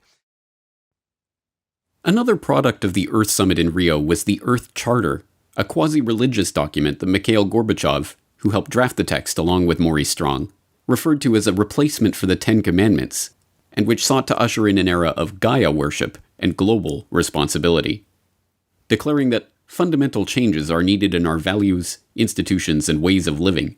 The document then counsels that we must create a world of shared responsibility to the Earth community, before concluding, in order to build a sustainable global community, the nations of the world must renew their commitment to the United Nations, fulfill their obligations under existing international agreements, and support the implementation of Earth Charter principles with an international, legally binding instrument on environment and development. Well, the Earth Charter was one of the byproducts, ultimately, of the first Earth Summit. I published the Earth Charter in the appendix of my book, Technocracy Rising, the Trojan Horse of Global Transformation, just so people could see this with their own eyes, what it says. It was a document that was like a compact with the world. It was a very religious, humanistic document that tried to unify the world into a single concept of globalization. And it was a very defined document that was signed off. The history goes back before that, but it was finally signed off by I don't know how many, just almost all the nations at the United Nations. And the primary author of the Earth Charter was Stephen Rockefeller. And so the Rockefellers understood early on that, no, it's not just the economic system, and it's not just necessarily the political control system. We also have to factor in a religious belief that we can use to get people to believe what we're doing is for their good.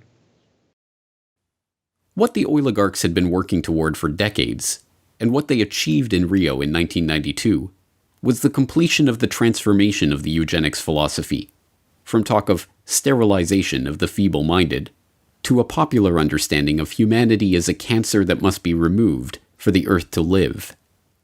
Now, the duty was to reduce carbon footprints and reduce the population in the name of saving the planet.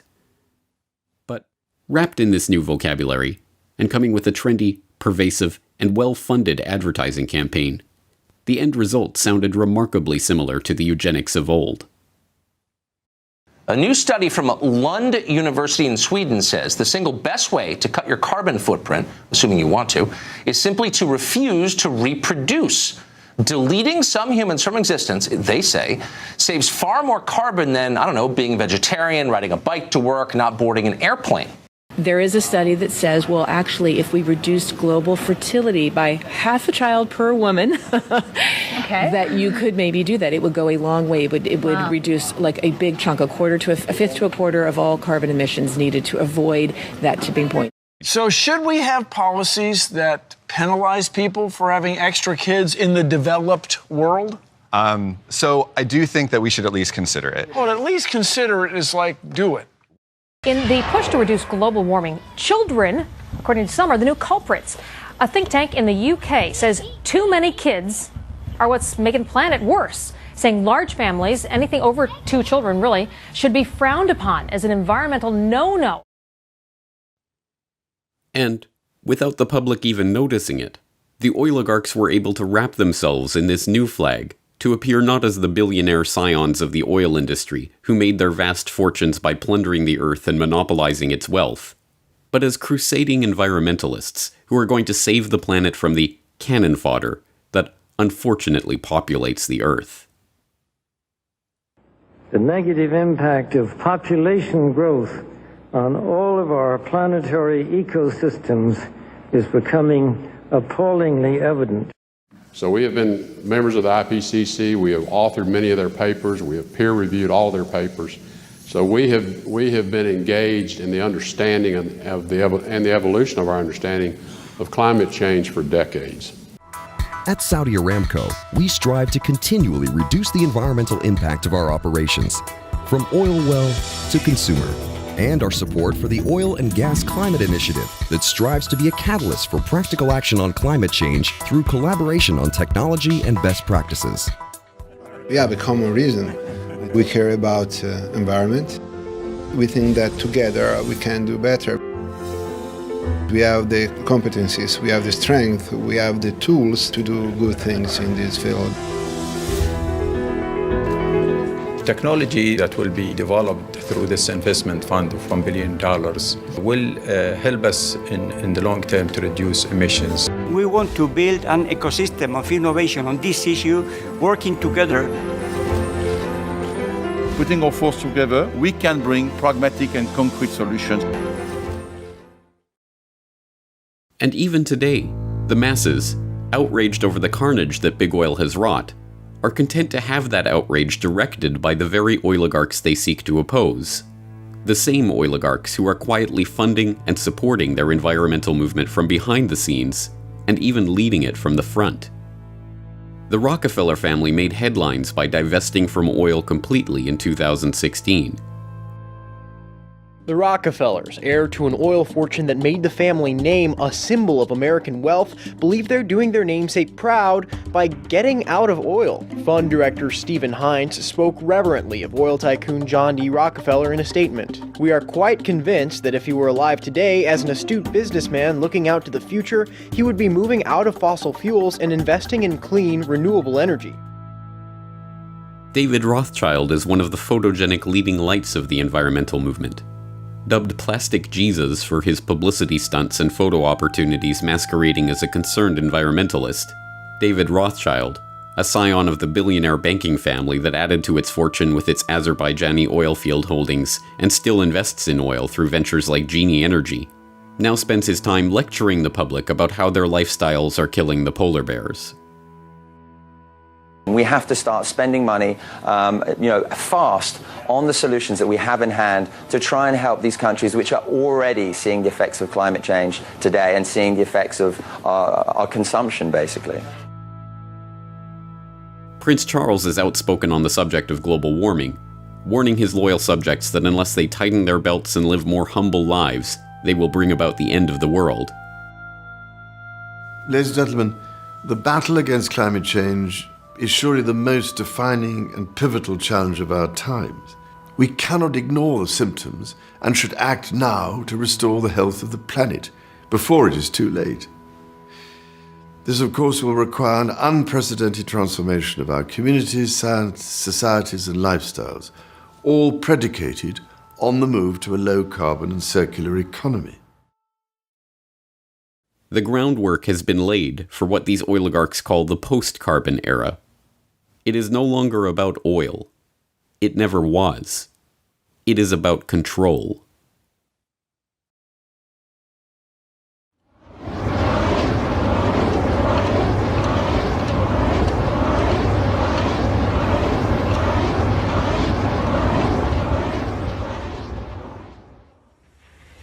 Now, to this complete cycle for the world, to give you a time scale on that, bear in mind that started in 1857.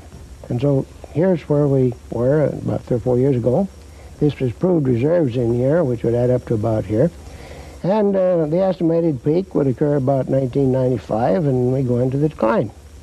That middle 80% again is a spread from the 60s, the late 60s, up till a little over beyond 2020. Or it's computed out here about 56 years. That assumes an orderly evolution. That says that a child born, say, within the last 10 years will probably see the world consume most of its oil if he lives a normal lifetime. In his lifetime. Today, Marion King Hubbert is best known as the Shell oil researcher who gained notoriety in the 1950s for predicting that the U.S. would achieve its peak production of petroleum by 1970, and that almost all of the planet's oil supplies would be exhausted by 2020. This peak oil theory, still sometimes referred to as Hubbert's peak, was, like everything else generated by big oil, a conveniently crafted lie, designed to habituate the market to artificial scarcity and thus keep oil prices high.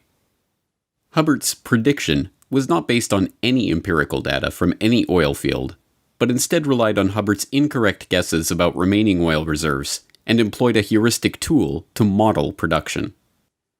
As Hubbert's protege and colleague at Shell Oil, Kenneth DeFaze, conceded years later, the numerical methods that Hubbert used to make his prediction are not crystal clear. Today, 44 years later, my guess is that Hubbert, like everyone else, reached his conclusion first and then searched for raw data and methods to support his conclusion. Shortly before his death in 1989, Hubbert himself admitted that when he showed his peak oil paper to Shell's managing director before presenting it to his colleagues, the director had told him not to go overboard with his estimates of oil reserves, pointing specifically to L.G. Weeks, a rival geophysicist who had estimated reserves to be much higher, and thus the impending threat of undersupply and the need for high oil prices to be much weaker.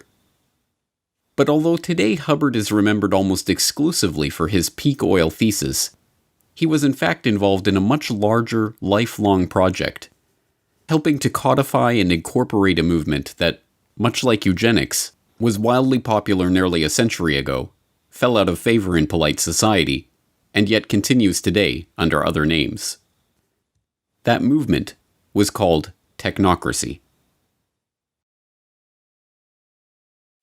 Hello, I'm Arvid Peterson, and this is the first of a two-part presentation on technocracy, an alternative social system. These programs are not intended to entertain or amuse you, nor are they meant to scare you. We are making a new approach. It is not political, financial, philosophical, legal, religious, or moral. It is a technological approach. Technocracy is the scientific answer to America's social problems. And technocracy is a new design for social operation that is based upon science. It is the vehicle by which we can move into a new era for better living. Technocracy billed itself as a social movement, a a philosophy, a scientific solution to political and economic problems, and a new way of ordering the world. But at base, it is an idea for a new international economic order, one to be designed and managed down to the most minute detail by a select few, the technocrats. Technocracy was defined very succinctly in 1938 by their own publication, the Technocrat magazine. And they call it a system of scientific engineering of, society. They saw themselves as a merger between hard science and social science, which really is an oxymoron. Social science is not really a science, in my opinion. But they really believed that. So they believed that they could take their scientific method that they used in the hard sciences and apply it to society. They also believed that they alone were the only ones that could run society correctly as a result of technology having come in and changed the fabric of society. They hated politicians. They hated the establishment, the organization of society the way it was, because it was not efficient. It was not, conservation-based, if you will, to conserve resources. And so they just kind of took it upon themselves to define an economic model that would replace capitalism and free enterprise. And that's exactly what it was, replacement economic system. Drawing on Henry Saint-Simon's call for a scientifically organized socialist system, the positivism and secular humanism of Auguste Comte, and the principles of scientific management propounded by Frederick Taylor, the technocratic movement emerged from the same environment of progressivism, positivism, and social Darwinism that birthed eugenics. Just as the eugenicists believed the human race could be improved through selective breeding controlled and administered by a small group of scientists and their billionaire backers, so too did the technocrats believe that they could improve the social and economic conditions of humanity by controlling and administering society. And, happily enough for the oligarchs, the technocrats would improve the world by replacing money with energy certificates. Led by the eccentric revolutionary economist and sociologist Thorstein Veblen, the technocratic movement that formed around Veblen's New School for Social Research and Technical Alliance attracted both engineers and serious researchers like King Hubbard and Buckminster Fuller, and fellow eccentrics like Howard Scott. Scott, a mysterious man of uncertain background, established himself in New York City at the end of World War I and came to be seen as a bohemian engineer. In 1920, he went to work for the Wobblies as a research director, and the following year he founded the Technical Alliance, a group of engineers and scientists centered around Columbia University who, as a forerunner to the technocracy movement, advocated for a society run by scientists and engineers. In 1932, the charismatic and well-spoken Scott managed to attach himself to Walter Raudenstrauch, a professor at Columbia and the founder of the university's Department of Industrial Engineering. With a common interest in technocracy, the two became friends and allies. It was through Raudenstrauch that Scott was able to approach the president of Columbia, Nicholas Murray Butler, for permission to use the university's facilities. Butler, always on the lookout for the cutting edge of progressivism, was swayed by the technocratic ideas, and soon Scott's Committee on Technocracy was operating out of the basement of Hamilton Hall. When Butler let word slip about the next big idea being cooked up in the basement of his university, technocracy became a sensation. It was lauded in the press. Scott became a sought-after speaker, and there was even a dance named after the movement. It was at Columbia that Scott met King Hubbard, and the two, an unlikely pair of serious-minded researcher and eccentric revolutionary, immediately hit it off. Their stint together at Columbia was about to come to an abrupt end, but their association would last for decades and help give birth to ideas that would eventually transform the world. Technocracy really got recognized when it was at Columbia. We'll talk in a minute. They didn't last there very long because, as it turned out, one of the promoters of technocracy, Howard Scott, turned out to be a fraud. He was kind of the main spokesman for the movement, and he pumped up his resume like so many people do today, unfortunately. He pumped it up and basically just lied about his past, his educational past. And they all assumed he had a degree in some advanced engineering, whatever, and he knew all the buzzwords. But Some sharp reporter did some investigative research on him and said, I can't find where this guy graduated anywhere. And when Columbia found out that the guy was a fraud, they realized Butler's ego got involved and says, man, these people have played me. And so he kicked them all out. Just kaboom, drop kicked him right out of it. Said, get out of my building. And they all left and scattered. And the technocrats that were left at Columbia, there were several of them that were professors at Columbia at the time, they just zipped their lips, shut up, went back to work, figured out, I want to keep my job. I'm just going to, not ever mention technocracy again. It didn't mean they stopped believing, but they didn't talk about it for a very, very long time at Columbia. Disgraced, evicted from Columbia, and with the Committee on Technocracy disbanded almost as quickly as it had come together, Scott found himself at a personal low. Penniless and with an old debt having caught up to him, he had only one person he could rely on: M. King Hubbert. Hubbert let Scott live in his Greenwich Village apartment and paid out of his own pocket to file the Articles of Incorporation for Technocracy, Inc., a new membership organization that would carry on the principles of technocracy. The first step, of course, was to define precisely what those principles were. Hubbert got to work penning the Technocracy Study Course, the Bible of the technocracy movement. In it, Hubbert laid out the vision of an abundance of physical wealth on a continental scale for the use of all continental citizens, which, he warned, can only be accomplished by a continental technological control, a governance of function, a technate. The technocratic system was to be structured around a new monetary paradigm, one based not on dollars and cents, but energy certificates representing the nation's net energy expenditure. These certificates would be denominated in joules and issued based on a net energy budget deemed appropriate by the technocratic state's governing scientists. Citizens would be issued an equal share of the nation's certificates and make their purchases with them, and the information about these purchases would be relayed back to the central planning body for analysis.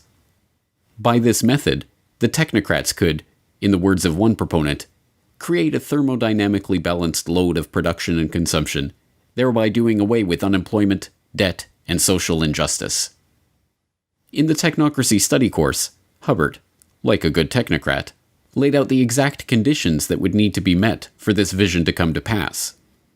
According to him, technocracy would require all energy usage and all consumer spending throughout the nation to be calculated and registered on a continuous and instantaneous basis, a 24/7 inventory of all production and consumption, a complete registry of all products available for sale, where they were produced, how much energy was expended in their production, and where and when they were sold.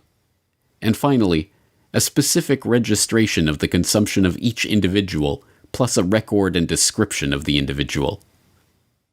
Hubbert's vision was not just that of a totalitarian society, in which every detail of every interaction was recorded and reported to a central authority, but, for the 1930s, the concept of continuously and instantaneously updated registries of every good in the economy was not just audacious, but borderline insane.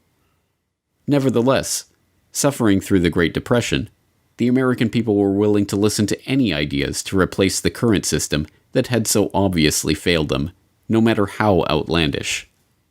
Technocracy Inc. did attract a following, swelling into the tens of thousands later in the decade. But Scott's eccentric ways, compelling members to salute him in public and delivering rambling radio addresses, ultimately led to the movement's long, slow decline in relevance. Hubbert never repudiated the concept of technocracy, but when he joined Shell as a researcher, he resigned his position on the board of Technocracy Inc. and avoided direct mention of the organization.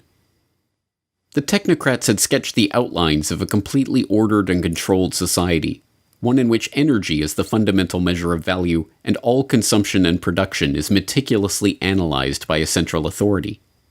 Technocracy Inc. still exists to this day, but the language and thinking of the technocrats has, like eugenics, undergone a metamorphosis. And, also like eugenics, the name may have faded into obscurity, but the idea lives on in the hands of the oligarchs. Would you live in a greener lifestyle if you could make money from it? That may be possible if a government proposal for personal carbon emissions allowances is implemented under the scheme. Everyone in the UK would be allocated an annual carbon allowance. Stored electronically, rather like a supermarket loyalty card, points would be deducted every time we buy or use non-renewable energy. For example, using electricity to power appliances in the home. Or travelling somewhere by plane. Or even buying petrol for your car on the forecourt. Now, any points left over could then be sold back to a central bank. Are you still with us? And people who need more, like motorists who had used their allocations, could then pay for a top-up. Carbon rationing, carbon trading, carbon taxes, cap and trade. Just as the technocrats of old envisioned a new economic order based on energy and governed by the dictates of scientists and engineers, so too does this modern form of technocracy envision an economic order in which energy is budgeted, priced, and traded by intergovernmental panels of scientists and the political caste that grows up around these institutions. The Environmental Protection Agency is not a frivolous agency. It is created to regulate carbon dioxide emissions. And I have been saying to the West Virginia Coal Association, which for the most part doesn't believe in climate science. They don't believe there's a climate problem. And I have been saying to them for a number of years that that's wrong. In my judgment, the science is true. The science is unequivocally true. And that there is a price to carbon in their future. I said this a couple of months ago. There's a price to carbon in their future. But I believe that the cap and trade approach is the essential first step, partly because it is the only basis upon which we can envision a truly global agreement, because it's very difficult to imagine a harmonized global tax. A carbon tax, or any other way of putting a carbon price, is actually, from an economic point of view, the most effective and efficient way to do this. Okay, you can regulate and you can do, all kinds of things, but nothing is as strong a market signal to the private sector as a carbon price, whether that be a carbon tax or whether it be a cap and trade, which is what California is doing, or any of the other measures that ultimately give you a carbon price. But that is the simplest, cleanest, most powerful signal. So if that's possible, I'm with you. These measures are sold to the public as a way of penalizing the big oil interests that have spent the last century monopolizing the world's key resources and plundering the earth in the pursuit of profit.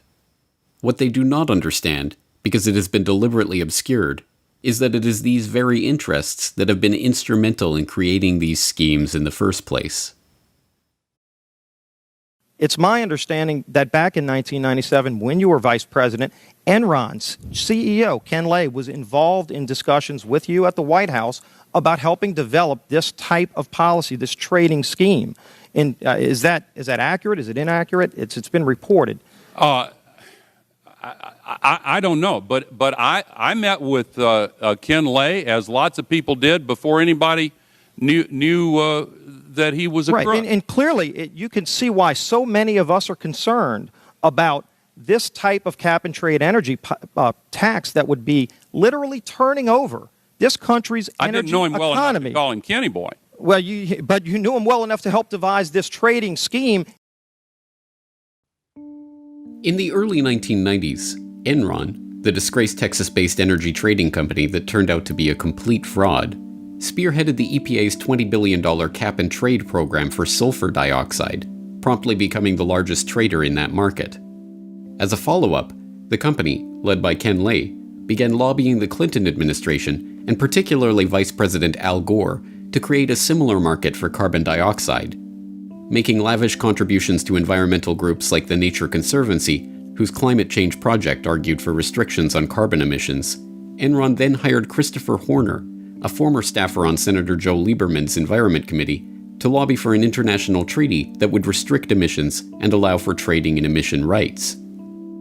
They were joined in this quest by Goldman Sachs, the infamous Wall Street investment bank known today for the revolving door between the firm and the U.S. Treasury, who helped establish the Chicago Climate Exchange as the first North American emissions trading platform.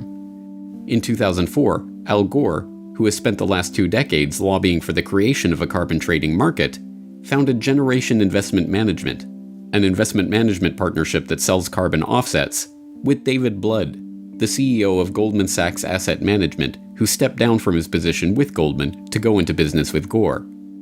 By the end of the decade, Gore was already being hailed as a candidate to become the world's first carbon billionaire. Gore himself is an oligarch.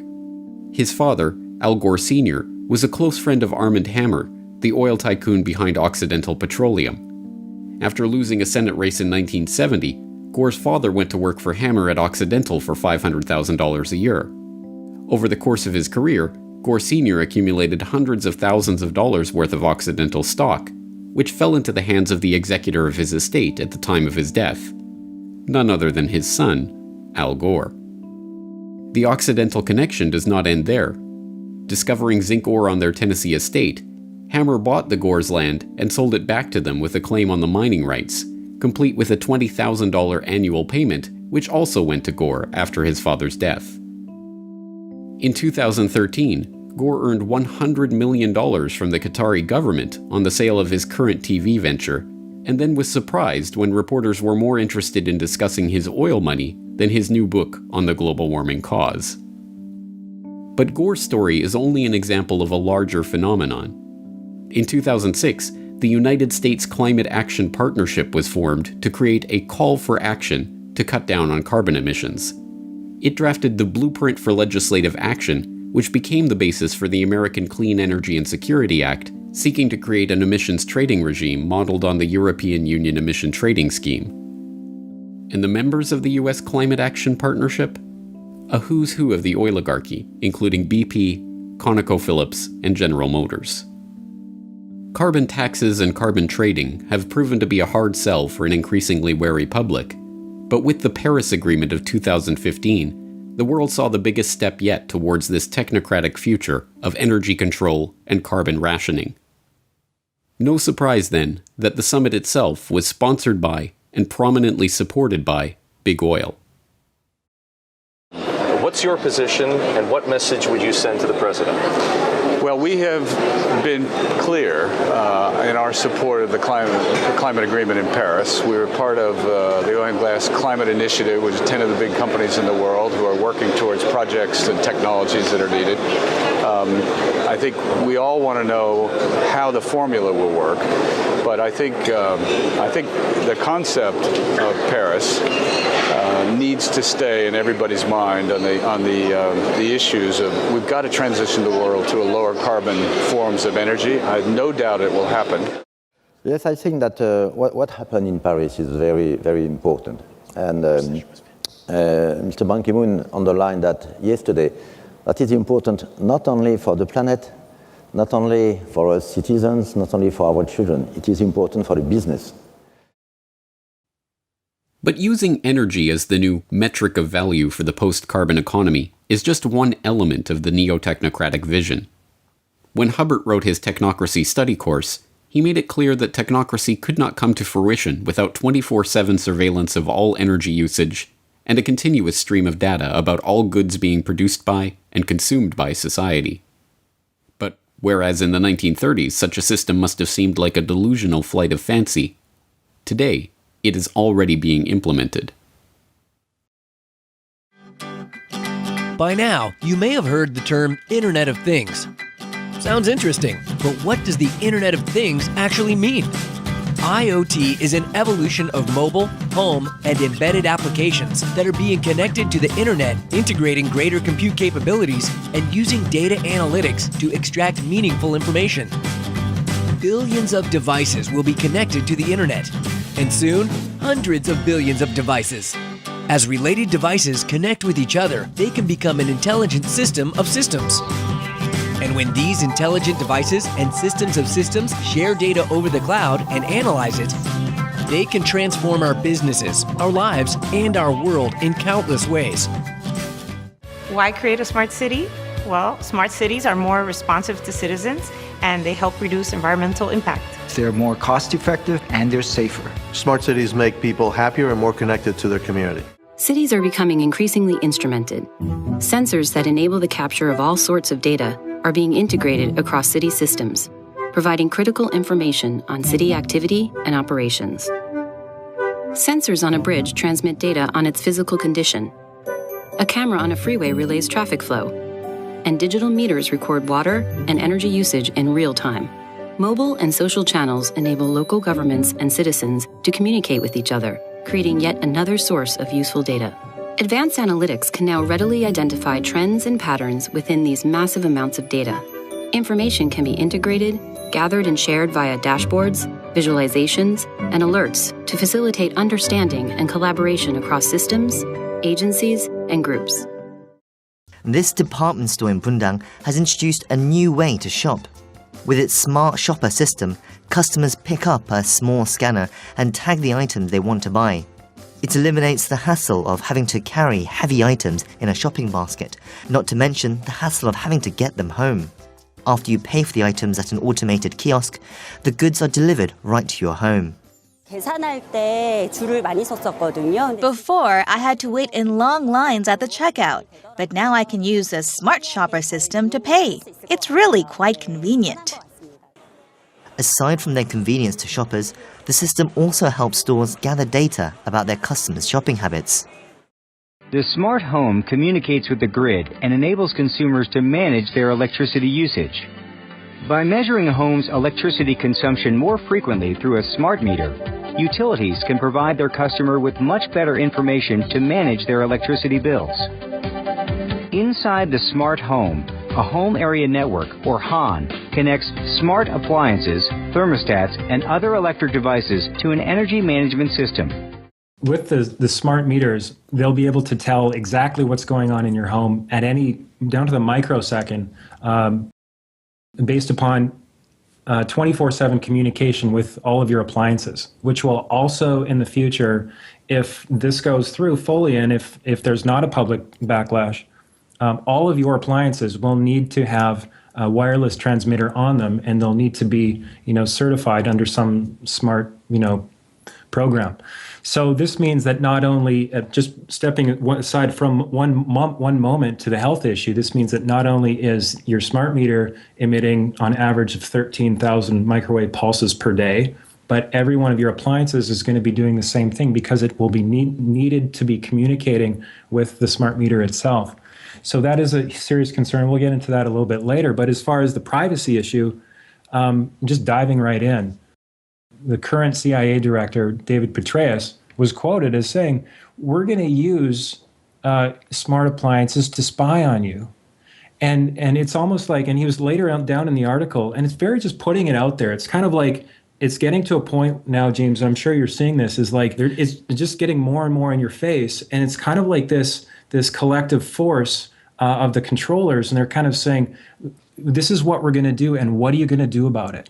So they're almost challenging us in a sort of, schoolhouse bully sort of way. What are you going to do about it? Once again, we are being asked to believe that the vested corporate interests that are rolling these technologies out in a coordinated fashion are doing so for the benefit of the public. That this technology is to help save the Earth. And once again, we are being duped. The technocratic agenda is not about saving the Earth. It is not about helping the public. It is not even about making money. It is about complete control over every aspect of our daily life. So there's two levels, and the way I look at technocracy, there's two levels operating at the same time. There's the operational side of it that has to do with things like smart grid, that have to do with things like various technocratic innovations. Surveillance is another big hot button for technocracy. These are operational issues. From a strategic point of view, which is where the Rockefeller type people operate, it's a different view of where it's headed. On an operational level, it's headed towards scientific dictatorship. And you don't have to be a visionary to figure that one out, anymore. You don't. It's there. But on a strategic basis, What's happening is that there's a massive resource grab going on all over the planet. And when I say resource grab, you have to put yourself in Rockefeller's shoes and the banker's shoes, the Rothschild shoes and whatever, and say, what do you do when money wears out? What do you do? When you sucked all the value you can out of the monetary systems you created, what's left? Well, you and I don't think about those sort of things because we don't have that much money. But these people at the top, especially the bankers, I'm sure they stay up at night thinking, what's after money? What comes after money? The Rockefeller family, especially, has always been a resource-intensive family. That's what oil was all about in the first place. It was a resource, and they understood that energy would be the most important factor in the world over any other type of resource. They understood that. That's why they wanted to create a monopoly over energy. Well, today, as money has been sucked dry, the only thing left to do is to make a grab for the resources themselves. And that's what sustainable development is all about, is taking the resources of the world away from you and me, away from private companies that aren't part of the clique, if you will, and putting them into a global common trust that will be managed by them for their benefit. This is really nothing more than neo-feudalism, again, where the resources are owned by a few and everybody else gets to operate with those resources at their pleasure and discretion. The technocrats and the functionaries of this agenda, like Hubbard and his colleagues in Technocracy Inc., pioneered this idea because they believed that they, the technocrats and engineers, would be able to solve the world's problems. But the oligarchs and bankers who funded their ideas into existence did so because it would help them to become the rulers of a system so perfectly crafted that no resource, no commodity, no person would be beyond their control. And now, in the 21st century, that technocratic vision is coming into view. And it is being helped along by a public that believes the post-carbon future represents the end of the oligarchy. They couldn't be more wrong.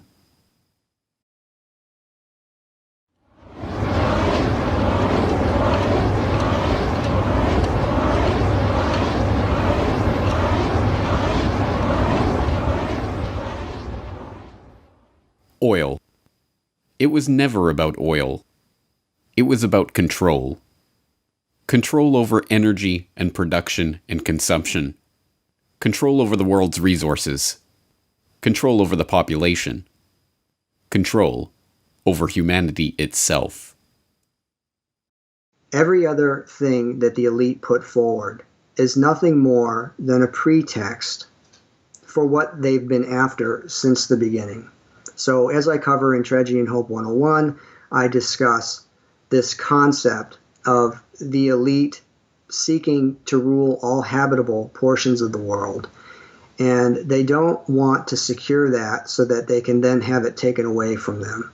So they come up with pretexts that they can sell both to the public but also to the administrative class that justifies what it is that they're trying to do. They need to. So whether it's global warming hysteria, or whether it's technocracy, or whether it's Agenda 2030, or whether it's eugenics, there's a common thread that runs through all of this. And that common thread is the desire to consolidate and exercise coercive power. In the case of eugenics, it's the desire to consolidate and exercise the ultimate power, which is the power over who ultimately is going to live or die, who will be permitted to exist in the gene pool from here forward. The picture is bleak, and made all that much bleaker by the fact that so many have been duped into believing that the oligarchs' ultimate agenda, an agenda of technocratic control, micromanagement of our daily lives, and, ultimately, the elimination of the cannon fodder from the gene pool, is in fact in their own best interest. The oligarchs, shielded behind their smokescreen of sustainable development and post-carbon economy, are closer than ever before to achieving their true goal of total control. But if the people perish from lack of knowledge of this agenda, then understanding is the first step toward the solution. It's hard to fight an enemy that you don't recognize or can't see. That's the biggest problem in the world today, in my opinion, is that people have no visibility whatsoever of this issue. They've covered their tracks so well that nobody can see them. How can you fight an enemy that you don't know? I think the famous Chinese general Sun Tzu brought that up hundreds of years ago. You can't fight an enemy that you don't know. First, we have to recognize who the enemy is. Well, big oil conquered the world because monopolization of all resources on the planet is the goal. And to get to that goal, you have to monopolize the energy aspects of people around the planet, but you also have to control the food, the actual energy for the human beings whose energy you want to control. If you control those two aspects, the green revolution and the gene revolution, then you're able to control the entire planet, every resource on it, and basically extinguish freedom for the rest of history. So how big oil conquered the world was already done in the movie. Why big oil conquered the world has to do with the complexities of controlling populations, not for money, because these are the people that print money out of nothing and charge us for it. So really, it's a study of power. So why did they want to do this to the rest of us? Because they could, and because we were tolerant so far and haven't resisted enough to make it stop.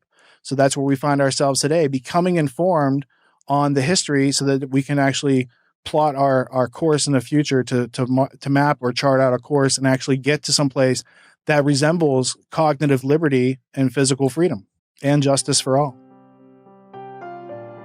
Big oil, big pharma, genetic engineering, the green revolution, the environmental movement, eugenics, technocracy.